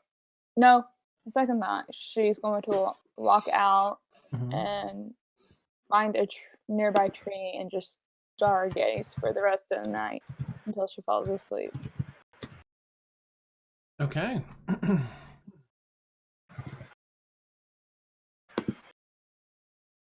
You do just that. Warm air comforts you as you climb into the limbs of this trees nearby. There's no light pollution here, so it's a beautiful vision of the galaxy's edge. Zephyr, put you to sleep. Yeah, all right. And Dan, your camera is not on us. Did it turn? Oh, thanks. Ta-da! All right. All right. Pass up. All right. So because you rolled so well, Steph, too, I'm just going to jump back over to Kaylin. Rather, there is a name tied with this lich. You look through a few books and it refers to a lich with no names. They refer to the lich as him a number of times, but you find two separate books when read together, they tie that crown with a lich by the name of Lady Vole, also known as Erandis Vole.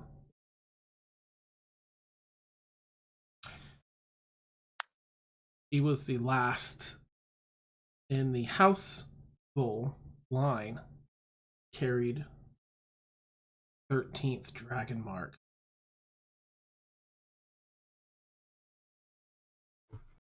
But that's all the time you have to research tonight. That's super terrifying. A bunch of plenty of extra questions. But okay, that was just she was the last in the House of Vole, V-O-L. Okay, you have V-O-L that carried the 13th dragon mark. 13th dragon mark. Okay. The mark of death. Mark of death. Okay. Great. Whee! I'm going to just propose that probably Kaylin probably spent most of the night kind of studying this and probably thinking, and she probably didn't very well. So okay, even if she tried. All right. So what we'll say for poor Kaylin is that you'll have due to lack of sleep, you'll have 1 point of exhaustion. Just gonna open up my cheat sheet here, which isn't bad. I think that's just disadvantage on ability checks. Mm-hmm. Okay, good. It's in here somewhere. Okay. Oh, and also, Dan, since we are at a good spot, my 4th level spells disappeared. That's strange. All right, I'll take a look at that. That's weird. All right. So Kaylin, you finish. As the night finishes, everyone's waking up. Are you? What are y'all doing as you wake up? Felix wakes up a little early to cook some food for the road. Nice. As you wake up early, Felix, you come down towards the kitchen and you see an old man with his hood drawn halfway down behind his head, eating at the counter. Oh, Felix! Or I think he'd probably call you Fred. He recognized it as Morek in his disguise. Oh, thank goodness. Fill me in on what you've found, and I'll tell you what I've discovered. Felix, just as a quick scan, is there anybody else in the downstairs area? No. There is. You hear the bartender in the back room, but there's no one else down here yet because it's pretty early. Just really quick, because this isn't really the most safe spot to talk.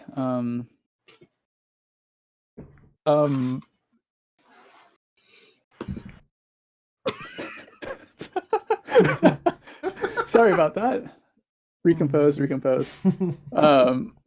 Not the safest place to talk, but there seems to be a situation in Bexley. Might be a bomb underneath the city. Like we need it. Well, that makes sense with what I've found. I believe they're taking an explosive black powder out of the mines. A small group of rebel children in town that I've banded together, and by the gods, I just sent them to Bexley for their safety. Oh no. Well, I must try and catch up, Felix. I'll see what I can find. If I get ahead, what I can scout out. Do you intend to go there as well? Yeah, we'll be on our way there shortly. Maybe we can catch up with you on the way. You can find me at the Thieves Guild. I'll return there. I'm sure that. Oops, find out. I'm sure that Yaza and Corden will be interested in this information. By the gods, wish me Godspeed, and I wish you the same. May the gods be with you. Puts his hand on your shoulder and pats hard. And then gets up meekly with his cane to feign a limp and walk out. Okay, and then you're able to begin making breakfast.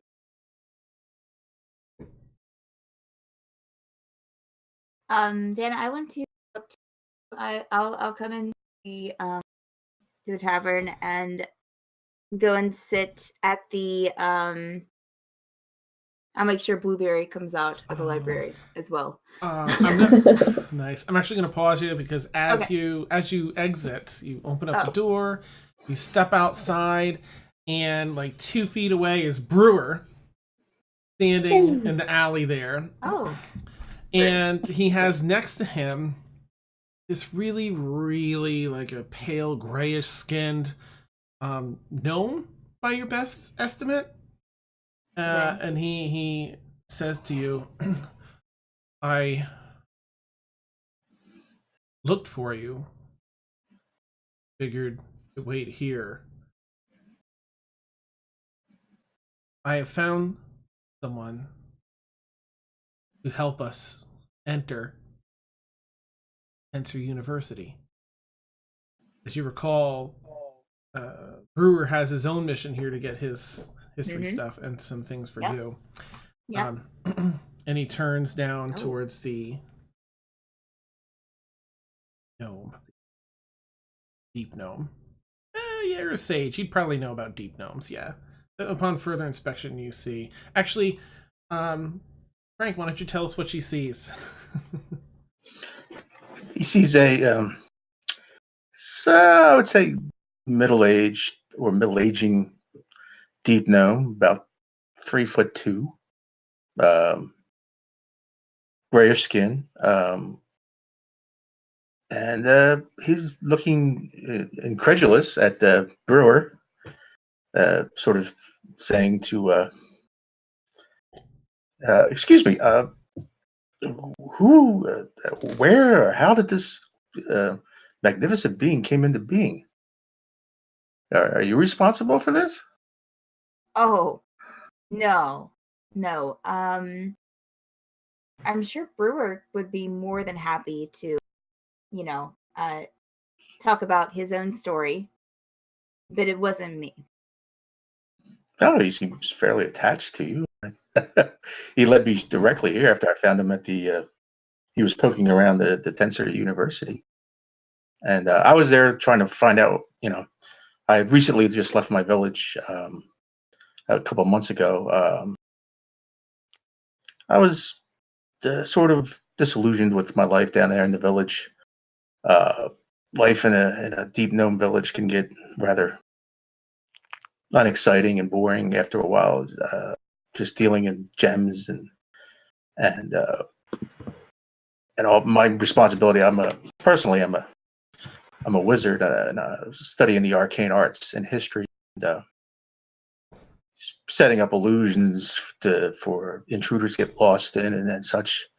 And if the inevitable battle does break out, I would get involved. But most of my family were involved in the cutting and finding and being experts in gems and stuff like that. And my sister basically was a trader in gems, and but I just, after a full early adulthood of doing that, I just wanted more. So I left And I figured, hey, let's go to Tensor University. Let's see what we can find.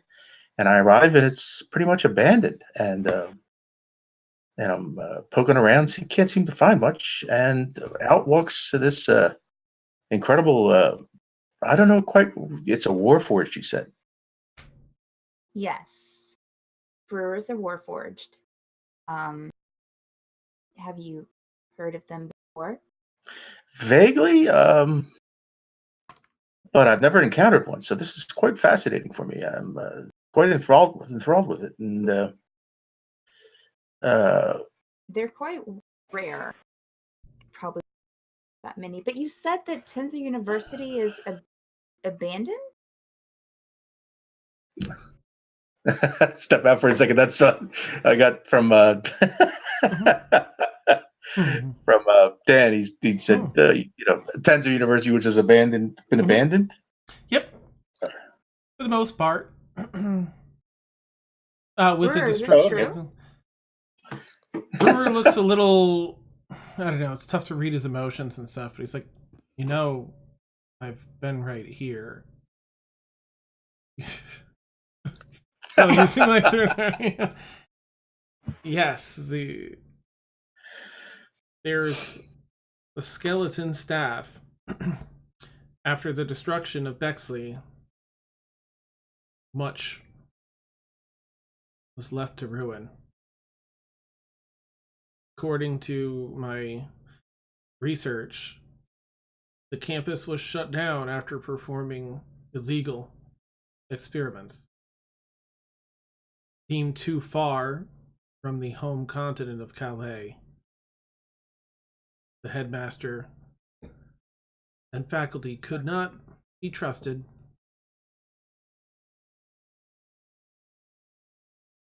So you didn't find any information there? While there are only a few staff, they guard the location well. That is why I believe this one may help us in. They accept wizarding kind.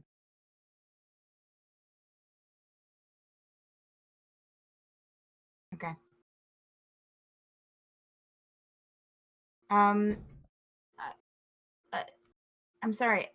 I didn't get your name. Oh, pardon me. I'm sorry. Terribly sorry. My name's Mortimer. Mortimer Fletcher.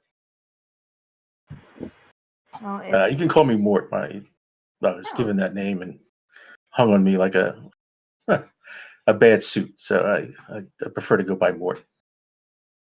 Kaylin kind of smirks at the bad suit joke, but doesn't laugh.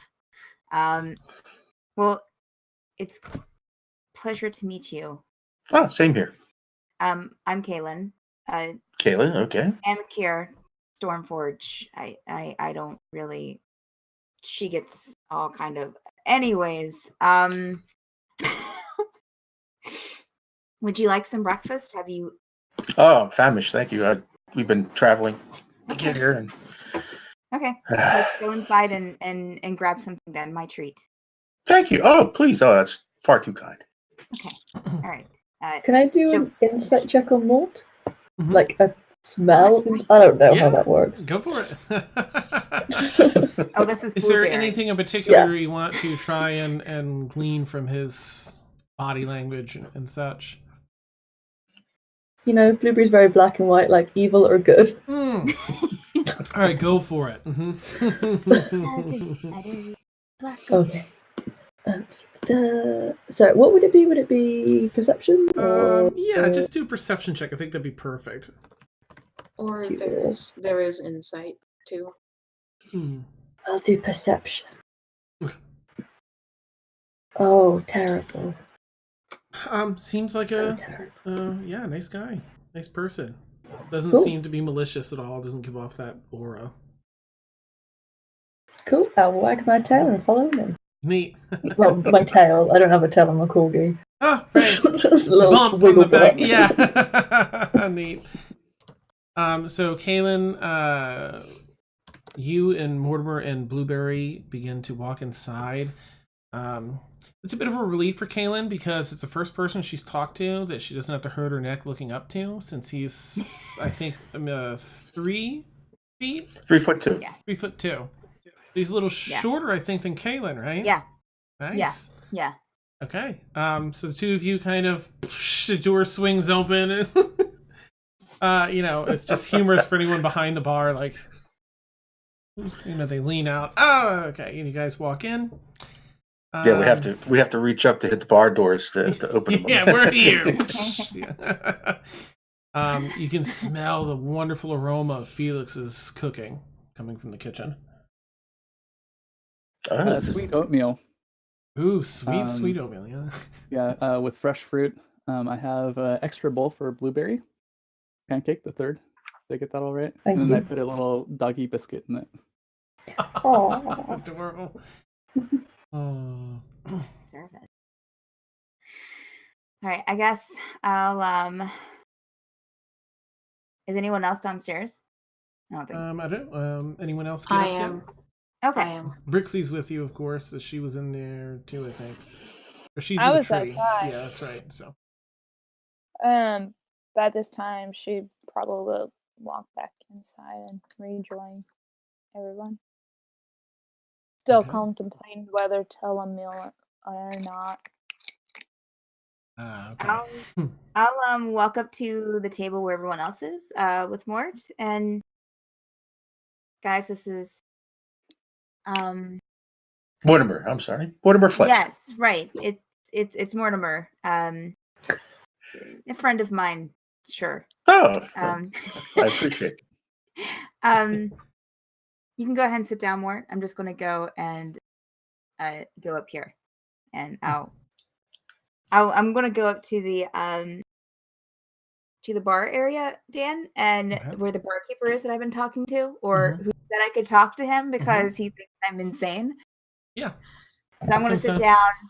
Anything for you and your pup this morning? Actually, I think that we're good. I'll take another strong whiskey. But I also want to ask you, because you seem like you know what's on here. Have you heard anything about a and she kind of lowers her voice, a Baron von Sutcliffe? Oh, I can't say that I have. I know that there's an ornery fella named Rex lives around here. You didn't even say Rexland, so nope. Can't say that I do. Honorary fellow named Rex. Well, I got to retcon it because you didn't say Rexland, so he wouldn't have made the connection. So he just says, no Baron von Sutcliffe.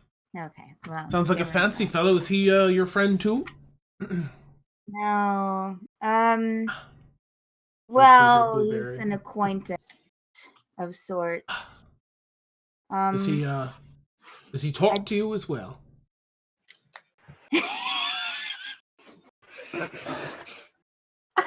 Oh God. I'm joshing with your lass. Yeah, no, this is real it's not a dog. It's a real person. Sure. Kaylin's just like, he does not believe a word I'm saying. Well, has he given her the drink yet, Dan? Yeah, he's doing as he's pouring that. I'll put however much it is on the table and grab it and head back to the rest of the party. Thank him. Thank you. Oh, absolutely. Mina is kind of looking down at the deep gnome like, seriously? Nice. Drow and a deep gnome. Yeah, he's got the same sort of pale, kind of ashen sort skin. of like slight eye roll and sort of wary. Deep gnomes aren't known to be very trusting right off the bat, so yeah, especially for a drow. Yeah, there's a bit of he's not going to rock the boat. It's right off the bat. It's like not going to throw over the table just after introductions and oatmeal. I was going to make a Guys and Dolls reference, but Nice. Opportunity. At this point, Brixi's gonna turn into cat form because I don't think Blueberry have seen Brixi turn into any animal. So. Oh, okay. No. Oh no, Blueberry has. Specifically a cat? Okay. I'm just gonna roll just to see what he might do. Sure. Oh, It's a while you're doing straight roll. this, I'm Brixi doesn't.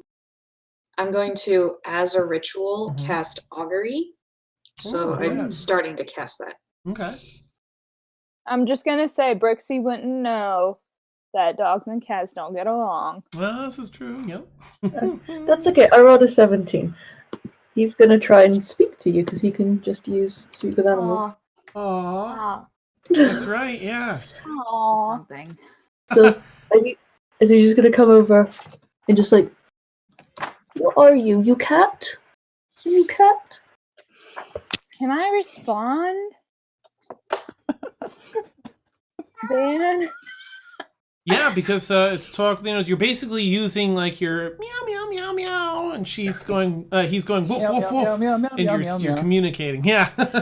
Nice. If anybody is an artist in chat, please make this into fan art or stuff. Yeah. I'm just Caitlin's just standing there watching them, drinking her whiskey. Nice. Awesome. So then Blueberry will like do the whole like play bowing thing that dogs do and try to get you to play with him. Oh yeah, Brix is into it. She plays. Cool. Blueberry. And then, like, explain to Blueberry that I'm a druid. And druids. Oh, he doesn't know what that is. Woof woof woof. Well, Yeah. Meow woof. Meow meow. Woof woof woof. Just kind of going back and forth. yeah, for that whole duration. Basically, I think what I might have Brixi do while she's talking to Blueberry is just explain her whole entire life story to Blueberry. Wow. Sorry, Beth. But Just want to like message me with all that information. I have it. How long does that spell last? I think she can just do it as part of her. As of my wild shape. Innately, I think. Well, I mean, Blueberry can. I think Blueberry is already. Yeah. So that goes on for a while. It's like 40 minutes of like meow meow meow woof. Meow. So for 6 hours, I can talk to her. Because it says you can stay in beast shape for a number of hours equal to half your druid level rounded down. Oh, wait. There's half of goodness gracious. So it'd be 3 hours. Yeah. Needless to say, plenty of time to carry on the conversation, and it goes on for a while. I wonder what they're talking about. Blueberry is enthralled by the entire situation. Awesome. The barkeep comes over at one point, tosses Blueberry a couple spare sausage and a little bit of fish for Brixi. And once those 3 hours are done, she's just gonna keep on playing with Blueberry. Oh. Yeah. Hopefully we're not eating breakfast for 3 hours. Oh my gosh. What about second breakfast? Caleb will sit. I was going to say Stuffy will sit down. Caleb will sit down and just kind of, start eating. Make sure that Morty has food. They got food. We have a person in our party that made this, Felix, and she'll kind of, this is Felix. Oh, nice to meet you, Morty. Mortimer Fletcher. You can call me Morty. This is Mina. Hello, Mina. You can call me Mortimer. She's in the middle of messing with a bunch of jeweled sticks. So she's just kind of like she's got a couple of handfuls of jeweled sticks and a mirror just set up in her little area of the table. She's just reading. I'm not sure. Is Emil at the table, Dan? I'm gonna say probably. Okay. This is Emil. He's our Hello, rogue. Emil. Ah, He says, Is what's her name still there? His friend? Winifred's there currently, yes. Winifred. This is I kind of because Kaylin probably didn't put that to memory. Winifred, a pleasure. pleasure. She's a friend of Emil's. Not a Okay. usual member of our party, but she's here. This is Blueberry. That's the dog. Blueberry Oh. Pancake the Third. It's nice to have And- a companion, a dog along with. Yes. And the cat as well. That is Brixi. Oh, Brixi is actually a tiefling who can okay. Interesting. we have another party member who currently doing her own thing, Emersina. And yeah. I can understand. Branching out on my own now, trying to do my own thing, trying to find more in the world. I was just wondering that. I thought I would find much more going on in this town. Is something amiss? I can't get a grasp of what's going on here. That's kind of why we're here. We've just been doing some digging, so to say. They've Well, been right up doing my some alley. digging. We are currently trying to figure out our next course of action, what we should be doing. Yeah, so you've kind of gotten us possibly before leaving. Do you need to go? I mean, are you needing to go anywhere? No, I'm footloose and fancy free, as they would say. As I said, I left my village out of, I wouldn't say a middle-age crisis, but I'm sort of tired of that life in the Underdark and the monotony and the boredom, and I'm looking to get out and see the world. And I mean, the first few weeks I was out of my village. I literally spent every night just staring at the sky in the longest, and found it fascinating. And then, for the most part, been enjoying myself for the most part. But again, I'm sort of coming upon this town in a dry spell, and doesn't seem to be much going on. And I'm just, I guess you might call it wanderlust. They're just, looking to move on, do more things.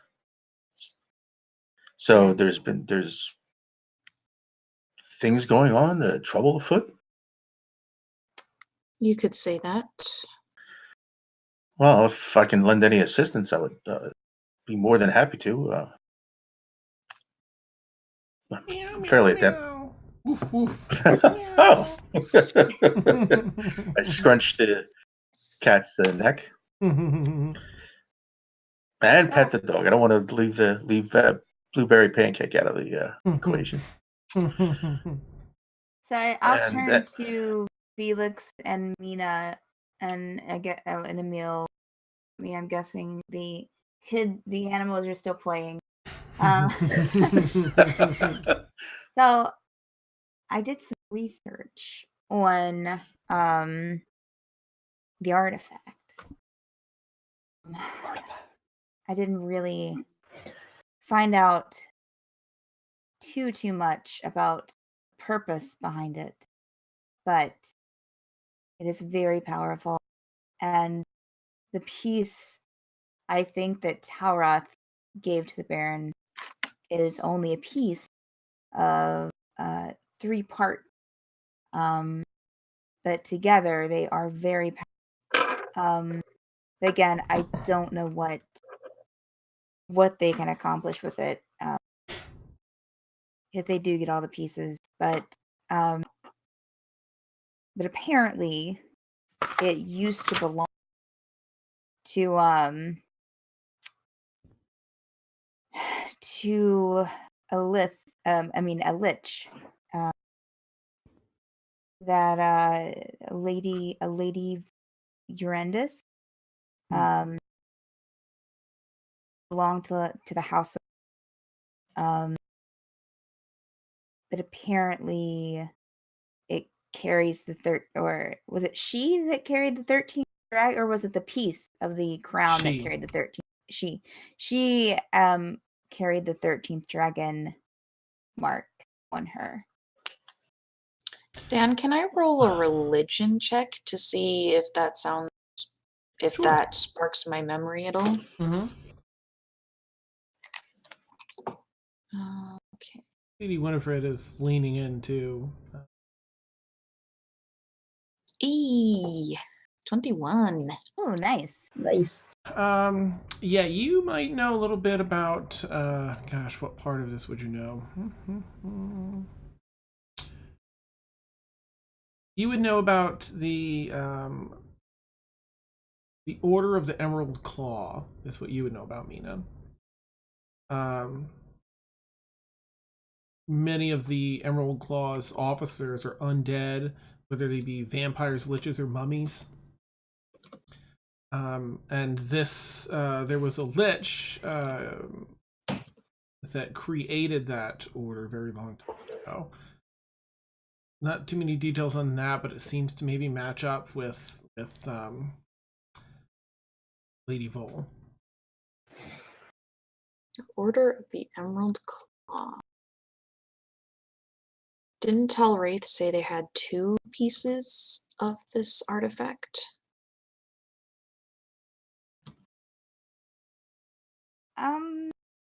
He didn't tell me that. Dan, did he mention that they had 2 pieces at one point? I don't think so, but I'll check. I'll watch it after and see if he said anything about having a second. Right. So Mina's finally finished casting her spell. Yes. Okay. Because she did it as a ritual cast, so it took 13 minutes. Nice. Okay. And she's going to ask,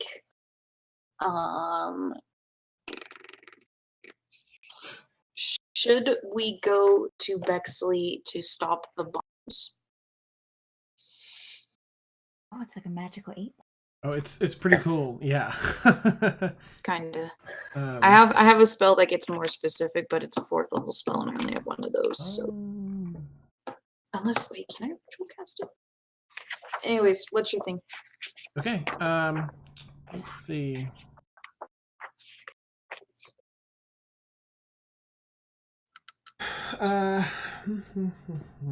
Should you go to Bexley for, how was it worded? Should we go to Bexley to stop these bombs? You hear this? Even omen.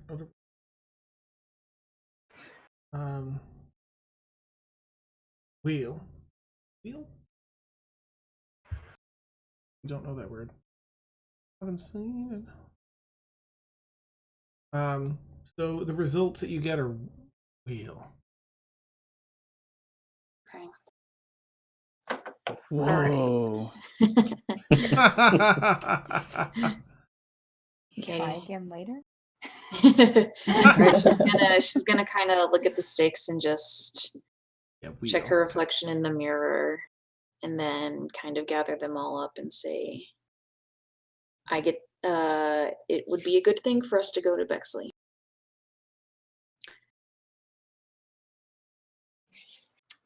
Agreed. The outcome would be positive, as far as I can tell. Kaylin's a little skeptical. So, how did you get this answer? This is a spell that the priestess has taught me. It allows us to communicate with Sune, and she gives us depending on what question we ask, the sticks will fall in a certain way and a different reflection will appear in the mirror. So I asked my question. It takes a little while to cast, and I asked my question and got a good result. I have one that I have another spell that I can use to ask more specifically another question. It will take a little bit longer to cast though. I'm willing to take the gamble and just that one. Okay. Anything that causes to action, lead to action.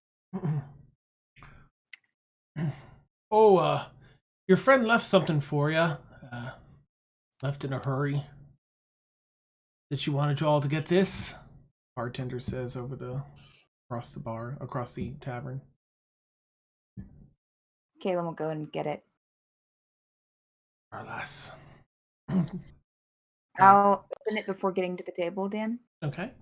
And you read XYZ that Em will fill in later, but essentially saying something along the lines of she needed to go pursue this thing with her brother, and just a little too much with all her frustrations and some of the recent events with Nina and other such things. Go do her own thing for a bit. Hopes to rejoin at some point down the line. I'll pass that information to the table. Specifics to be filled in later. Retconned in after. Well, Mina's gonna look kind of guilty hearing that.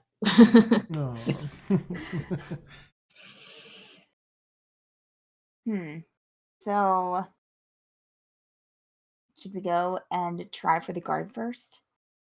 I think we just go. Felix?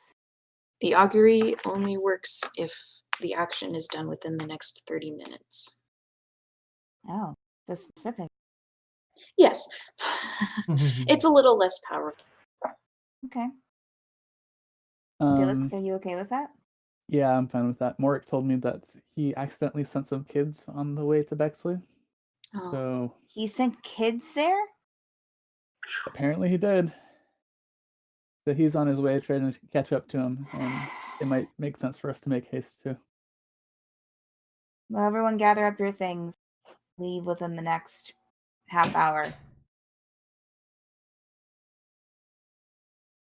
Kaylin starts shoving bread and sausages into her bag. Nice. It's not a bag of holding, it's a bag of breakfast. It's a bag of breakfast pretty much at this point. Nice. Maybe she'll kind of like look in and shuffle around and just there's no like sausages going bad in there. And maybe kind of drop one under the floor into the table. Well, there's no air in there, so it's pretty good as far as like being vacuum exposed. sealed. Yeah. Yeah, maybe she'll take a napkin and like wrap up what she put in there first before she just dumps it in. Nice. Okay. Otherwise, individual Ziploc bags for later. Don't forget to write the date. Biscuit. I call this a doggy bag. Yeah. That I'm done. Emil's definitely gonna lean over to Winifred and just say, "Can I have like 10 minutes with you before we head out?" And they're gonna step off to a different room. So if you're watching this later, Emil, I'll message you like what she tells you as far as she's gonna give you a rundown of a few options, and whether or not you take any right now.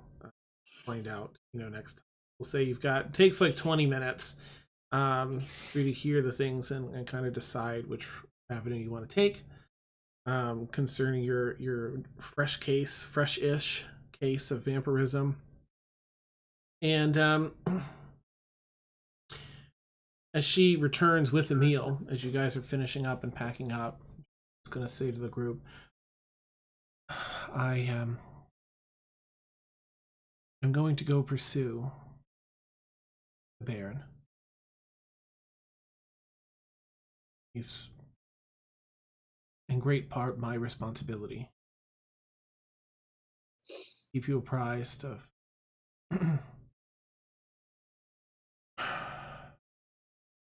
how I fare. And it may already be too late. Gone. I'll do my best to either catch up with you or speak to you all through a meal. But it's been a pleasure. You are good people.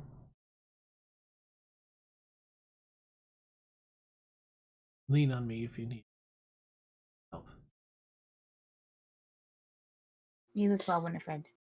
Can I insight check her to see kind of like what she means when she says Insight check? like, yeah, the subtext to the Baron is her responsibility? Yeah. Okay.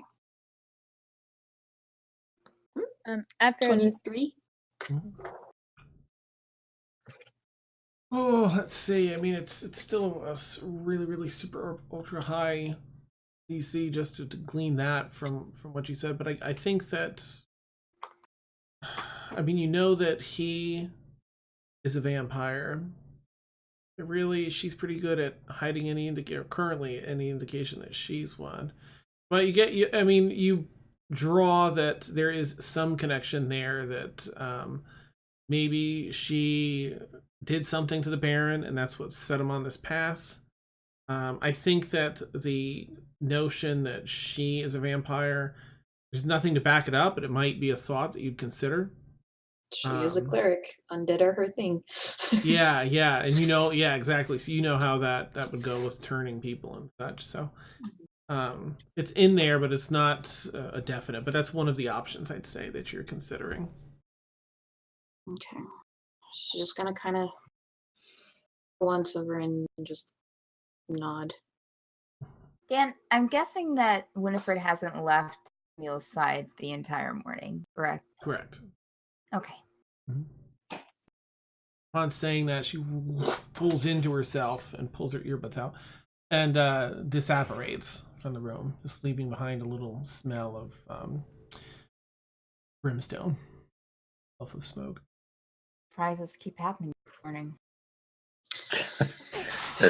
Mortimer says, "You don't see that every day." No, you don't. And Mortimer, as everybody's packing up to, first he turns to Felix and says, "Thank you for a fabulous breakfast. If this is any indication of the kind of meals we get on the road, I've made looks like this is a great beginning for the group, for me joining the group, if you allow me to join the group. And sounds like this group is in the thick of things, and as you discussed things at the table, if there's people in danger, and especially children, I heartily lend anything I can to the effort to keep these people safe." Well, I appreciate that, Mortimer. And Morty, but certainly not Mortimer. My mother only called me Mortimer. I'm just going off of what Kaylin would probably do. I want a perception check on what he's on his sincerity, Dan. Okay, that'd be like an insight, to see like how honest you feel he's being. Okay. At this point, Dan. Yes. Brixi's going to come out in cat form. Oh my goodness, I can't think. She's gonna turn back into tiefling. Okay. More you see the cat and dog finish their conversation seemingly. Cat hops down onto the floor, takes a few steps, and shifts up into this blue-skinned tiefling. Flower crown across her head, tail sort of snapping behind her. Well met. Finally get to see the real you. I just give a nod and walk away. Dan, would Brixi know anything about deep gnomes or where they come from? Without you can do a history check if you want. And Kaylin, your insight check, you get It's still, he's kind of tough to read. Okay. Feels genuine, but tough to read. Mousy mouse, come here. Caitlin will look at Morty. Mm-hmm. I hope you know that what we usually tend to get mixed up in things that are a little dangerous and sometimes a little dodgy. And I hope that you're okay with that. It wasn't an easy decision leaving this security of my village. Deep Gnomes went underground into Underdark for protection, and for the most part, enjoyed protection underground. But I think sometimes you need to step out of that protection, and for the person's benefit and for benefit of others as well. I think so. I'm looking to learn. I'm looking to explore, and I'm looking to help. So there's danger afoot. There's a I'm a 3-foot 2-inch gnome. There's danger around the corner from large animals. So if I live in, probably no way to live. So I've made a conscious decision to put my best effort into this. So I'm wary, but at this point, I am up for the task. As a person that comes from a background herself, I appreciate that. Mm-hmm. Is Brewer here, Dan? Brewer is here. I'm just going to jump back to Brixi real quick. Your history check, Brixi. You would know some of the basics, that they live in the Underdark. Much as Mort just said, they live in the Underdark. Many of them traveled below ground a very long time ago to seek protection. They're not inherently evil or anything. They live very mundane lives. They're good at mining things. They're good at tinkering. They're good at doing jewel crafting and things like that. But it's very day to day. It's very tedious, monotonous. You don't often see them out as adventurers. That's a bit unique. Mina's going to look at Mort and in Undercommon say, "Welcome to the group, but I do hope you are careful. We go to a dangerous place." And I will reply in Undercommon. Thank you. And I think it's always safe to be wary, as deep gnomes are known to be. Oh, yes. I know. Very wary of outsiders and pretty much everything. We're, as I said, pretty vulnerable. So yes, always on the lookout. Mina pushes away the memories and goes to peck her things. Nice. Awesome. And Kaylin, you were saying? Sorry. Is Brewer in the... Yes. Yeah, okay. He's sort of sitting down. He's wrapped a sausage with a piece of bread, and he's trying to eat that. Gets the food and, flying around, just trying new things. That's beautiful. I will go and sit by him. Some food. Brewer, did you hear any of our discussion? I have been listening. Correct. So, what say you? Where does your journey take you now? With us, or are you going elsewhere? Just kind of looks to the side and looks down. I wish to stay by your side for the time being. We have a shared interest. Oh. Goes for another sausage dog, pig in a blanket, essentially. I just smile and pat him on the back. Tink, tink. All right, and then you find yourselves wrapped up complete with doggy bags and ready to roll.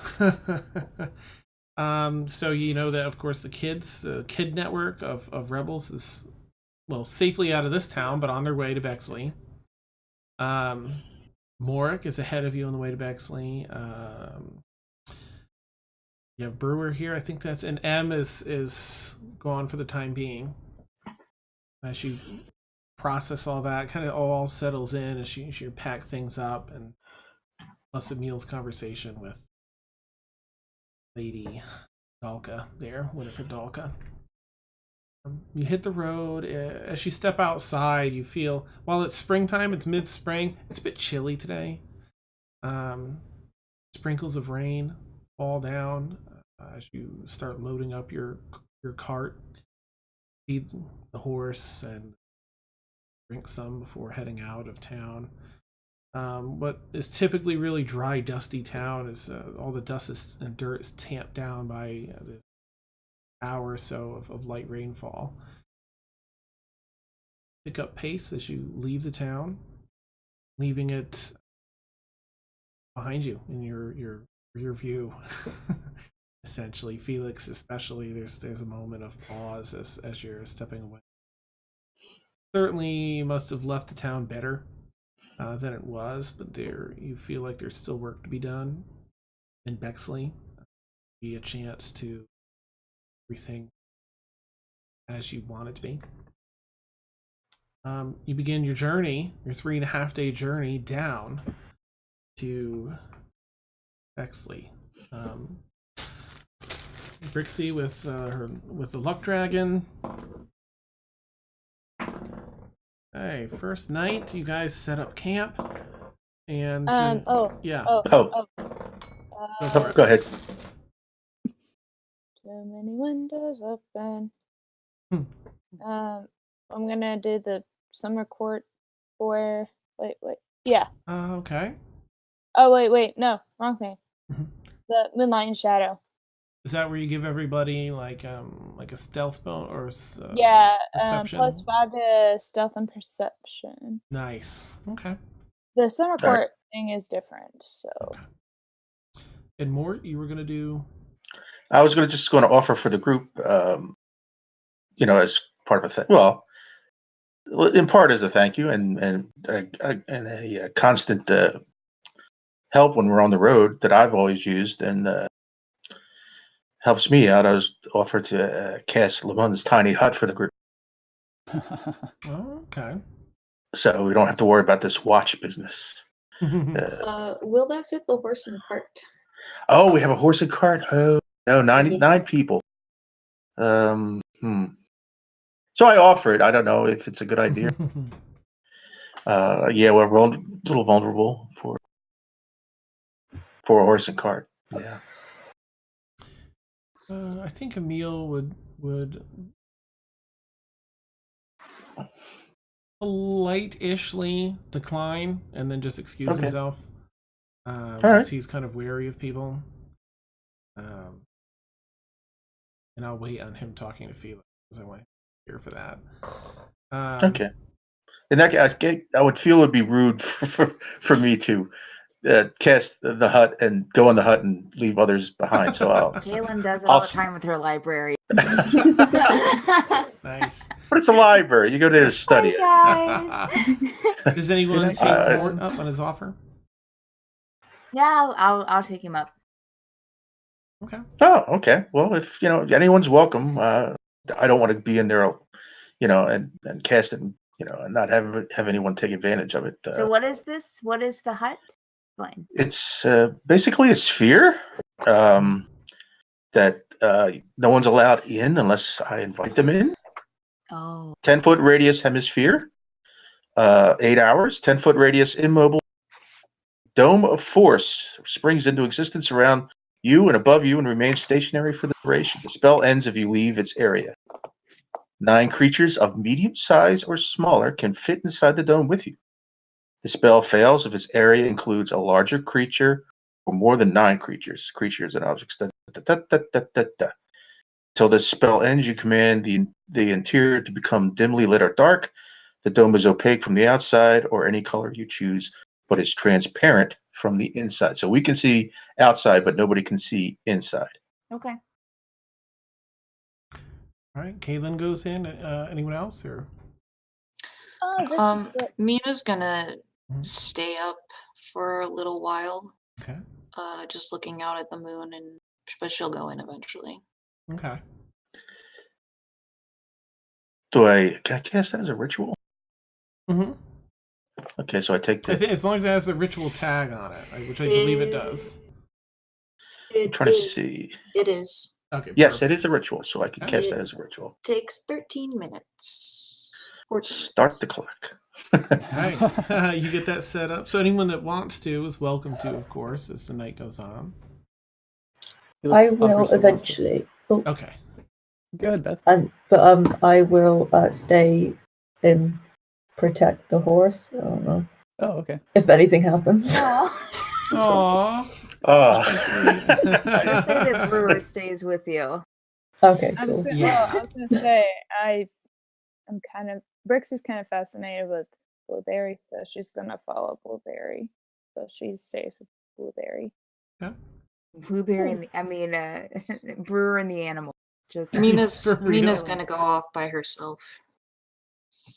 Okay. All right, Mina. In that case, Felix will join in the tiny hut. Okay. Go ahead, Mina. Once everybody's asleep, and Mina's gonna do a ritual cast of divination, and offer up. She's gonna offer up some of the metal that she had mined, as just a beautiful raw gem. And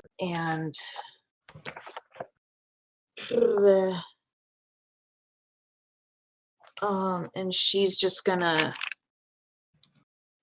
kind of sit there after casting it and then just ask, is he watching? Referring to her husband.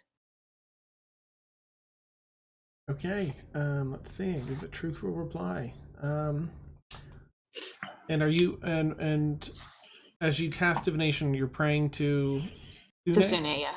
Okay.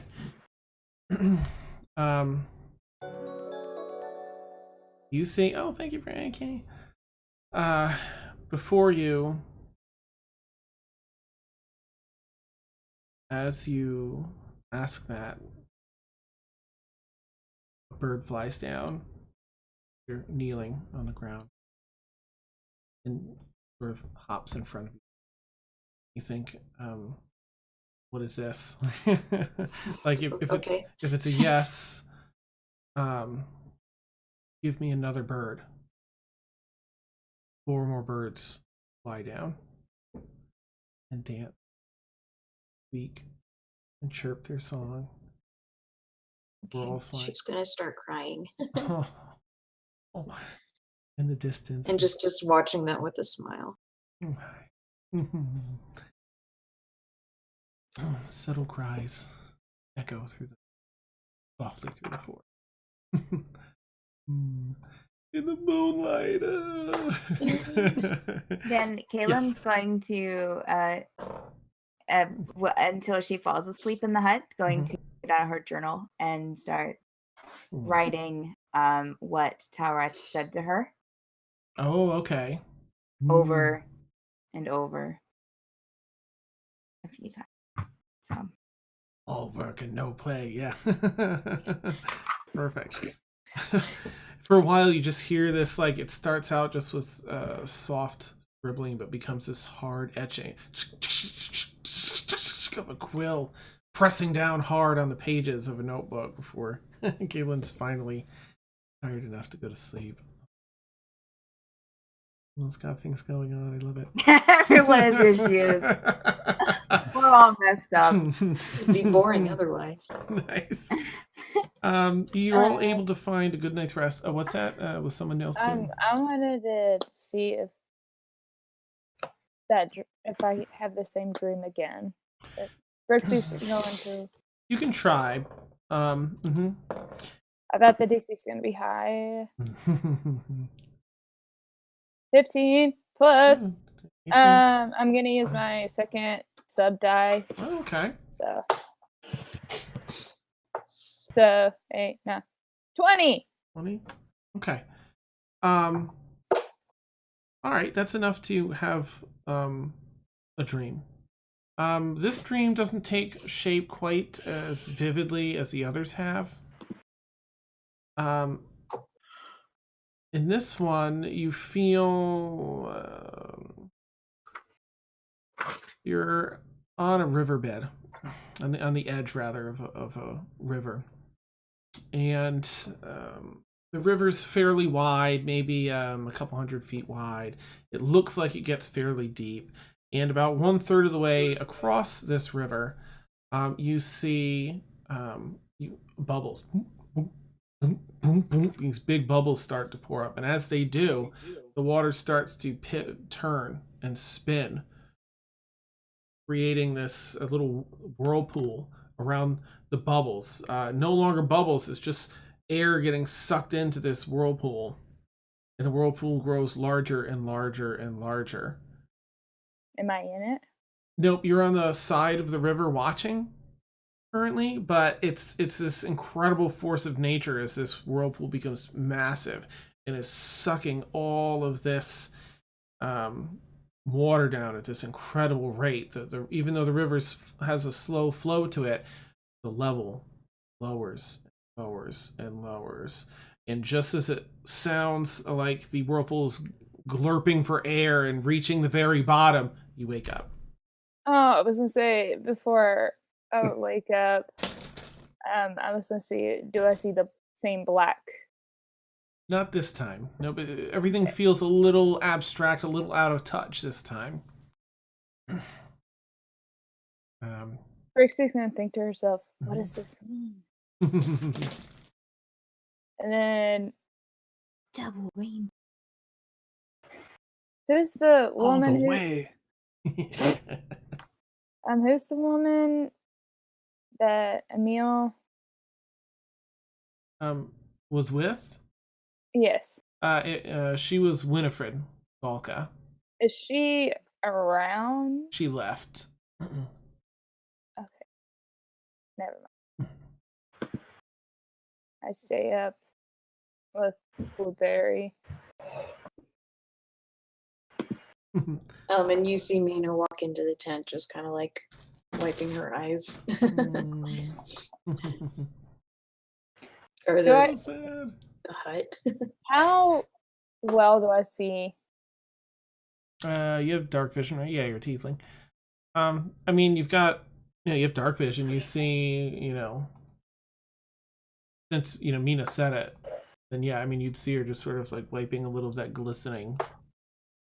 Can I make an inside check? I mean, you probably don't have to. You can see she was crying over something.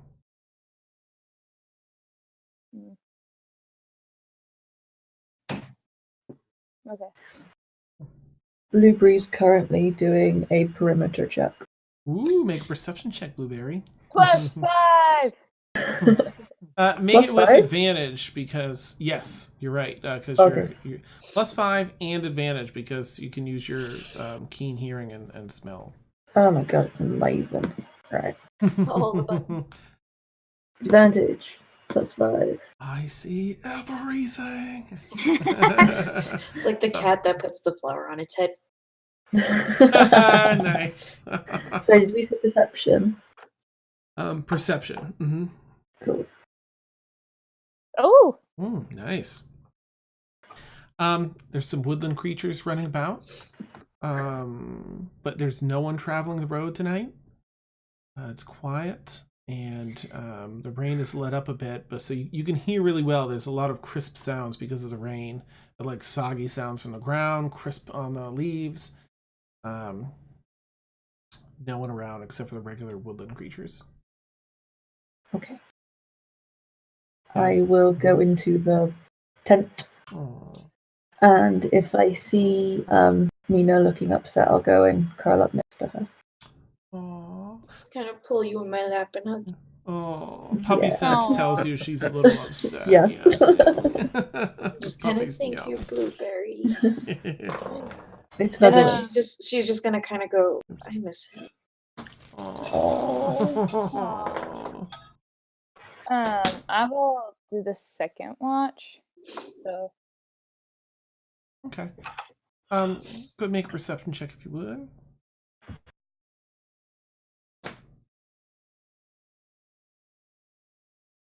Oh, 16. Wow. Wait, how is No idea. Oh, 11. It added my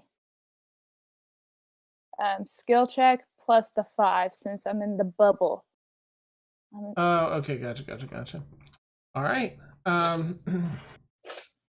Yeah, nothing seems okay. In fact, you make it through the rest of the night without anything happening. You're able to pack up camp in the morning. And Oh, Dan, I was yeah. gonna say, Mhm. I was gonna walk a little bit. Okay. You walk the grounds a little bit just to keep an eye out. Yeah, seems all right. Night carries on, a little bit of a chill in the air. But morning time comes around, sun finally crests over the forest and shines that soft golden light of that golden hour in the morning on the campsite. Everyone begins to wake up. Felix works his magic with the rations y'all have. Good hearty start to the day. Horse is fed and watered. And off you go on the next day, which has no issues. Day 2. That night rolls around, and y'all set up camp. I do the same thing. Okay, you get all the same stuff cast. On night number 2, as you're all getting ready for the actual sleeping hour, just before twilight's over, it's become dark. You share some stories fireside, stay warm, brewer hanging out listening by cart side. Even the horse seems to be like eating an apple and enjoying the company. There's this sound that pervades the air that sounds like a whole bundle of skittering bugs off in the distance, 40, 50 feet.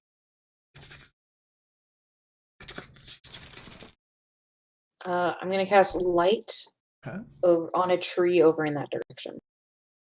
All right, you turn and hold your holy symbol and hold your hand out, and this light fires your lights up in your hand, and then the tree illuminates.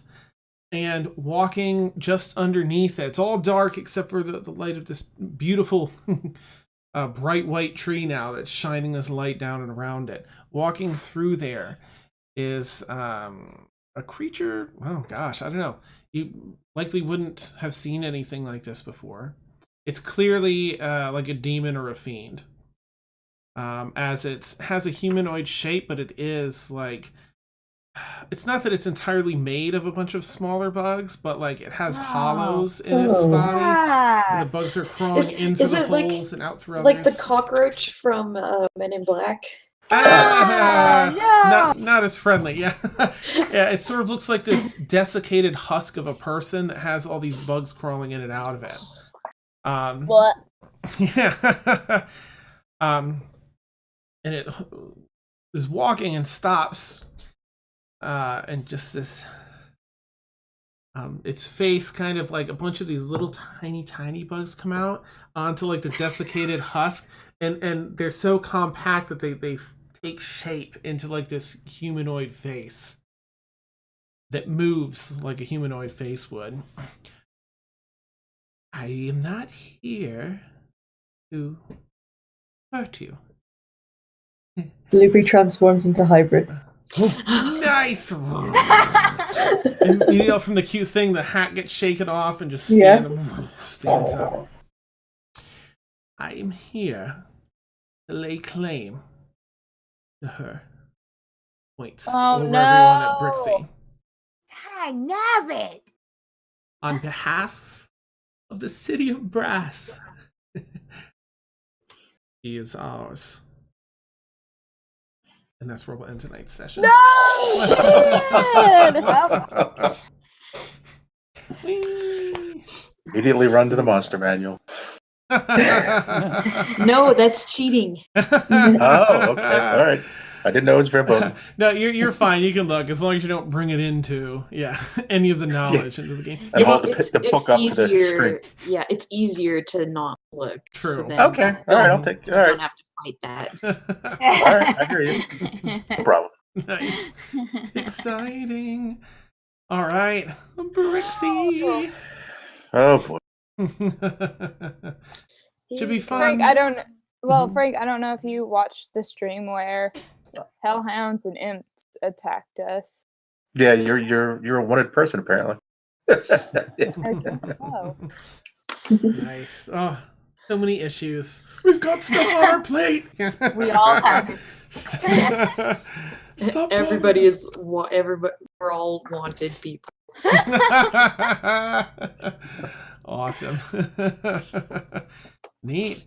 Well, players, thank you so Dan. much. Yeah, a big welcome to Frank. Thank you so much, Frank, for joining the campaign.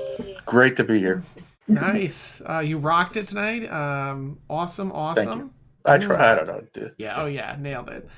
Yeah. Thank you all so much, players. You guys, of course, are amazing, all of you, and such fun. I can't wait for next week. Get more juicy stuff going on. See what you're gonna do with Bexley, with the City of Brass coming after Brixi. Lots of fun. Also, thank you to No Marbles for gifting myself and Half Donut a sub. Yes, thank you so much. That's awesome. Thank you for all the subs. You guys are just amazing. And thank you, Frank. I'm pretty sure that I saw you do. Oh, there it is. Yep. Thank you. That's 9 months in a row. That's a super record. That's amazing. Thank you so much. And you gave birth to a character, so there you go.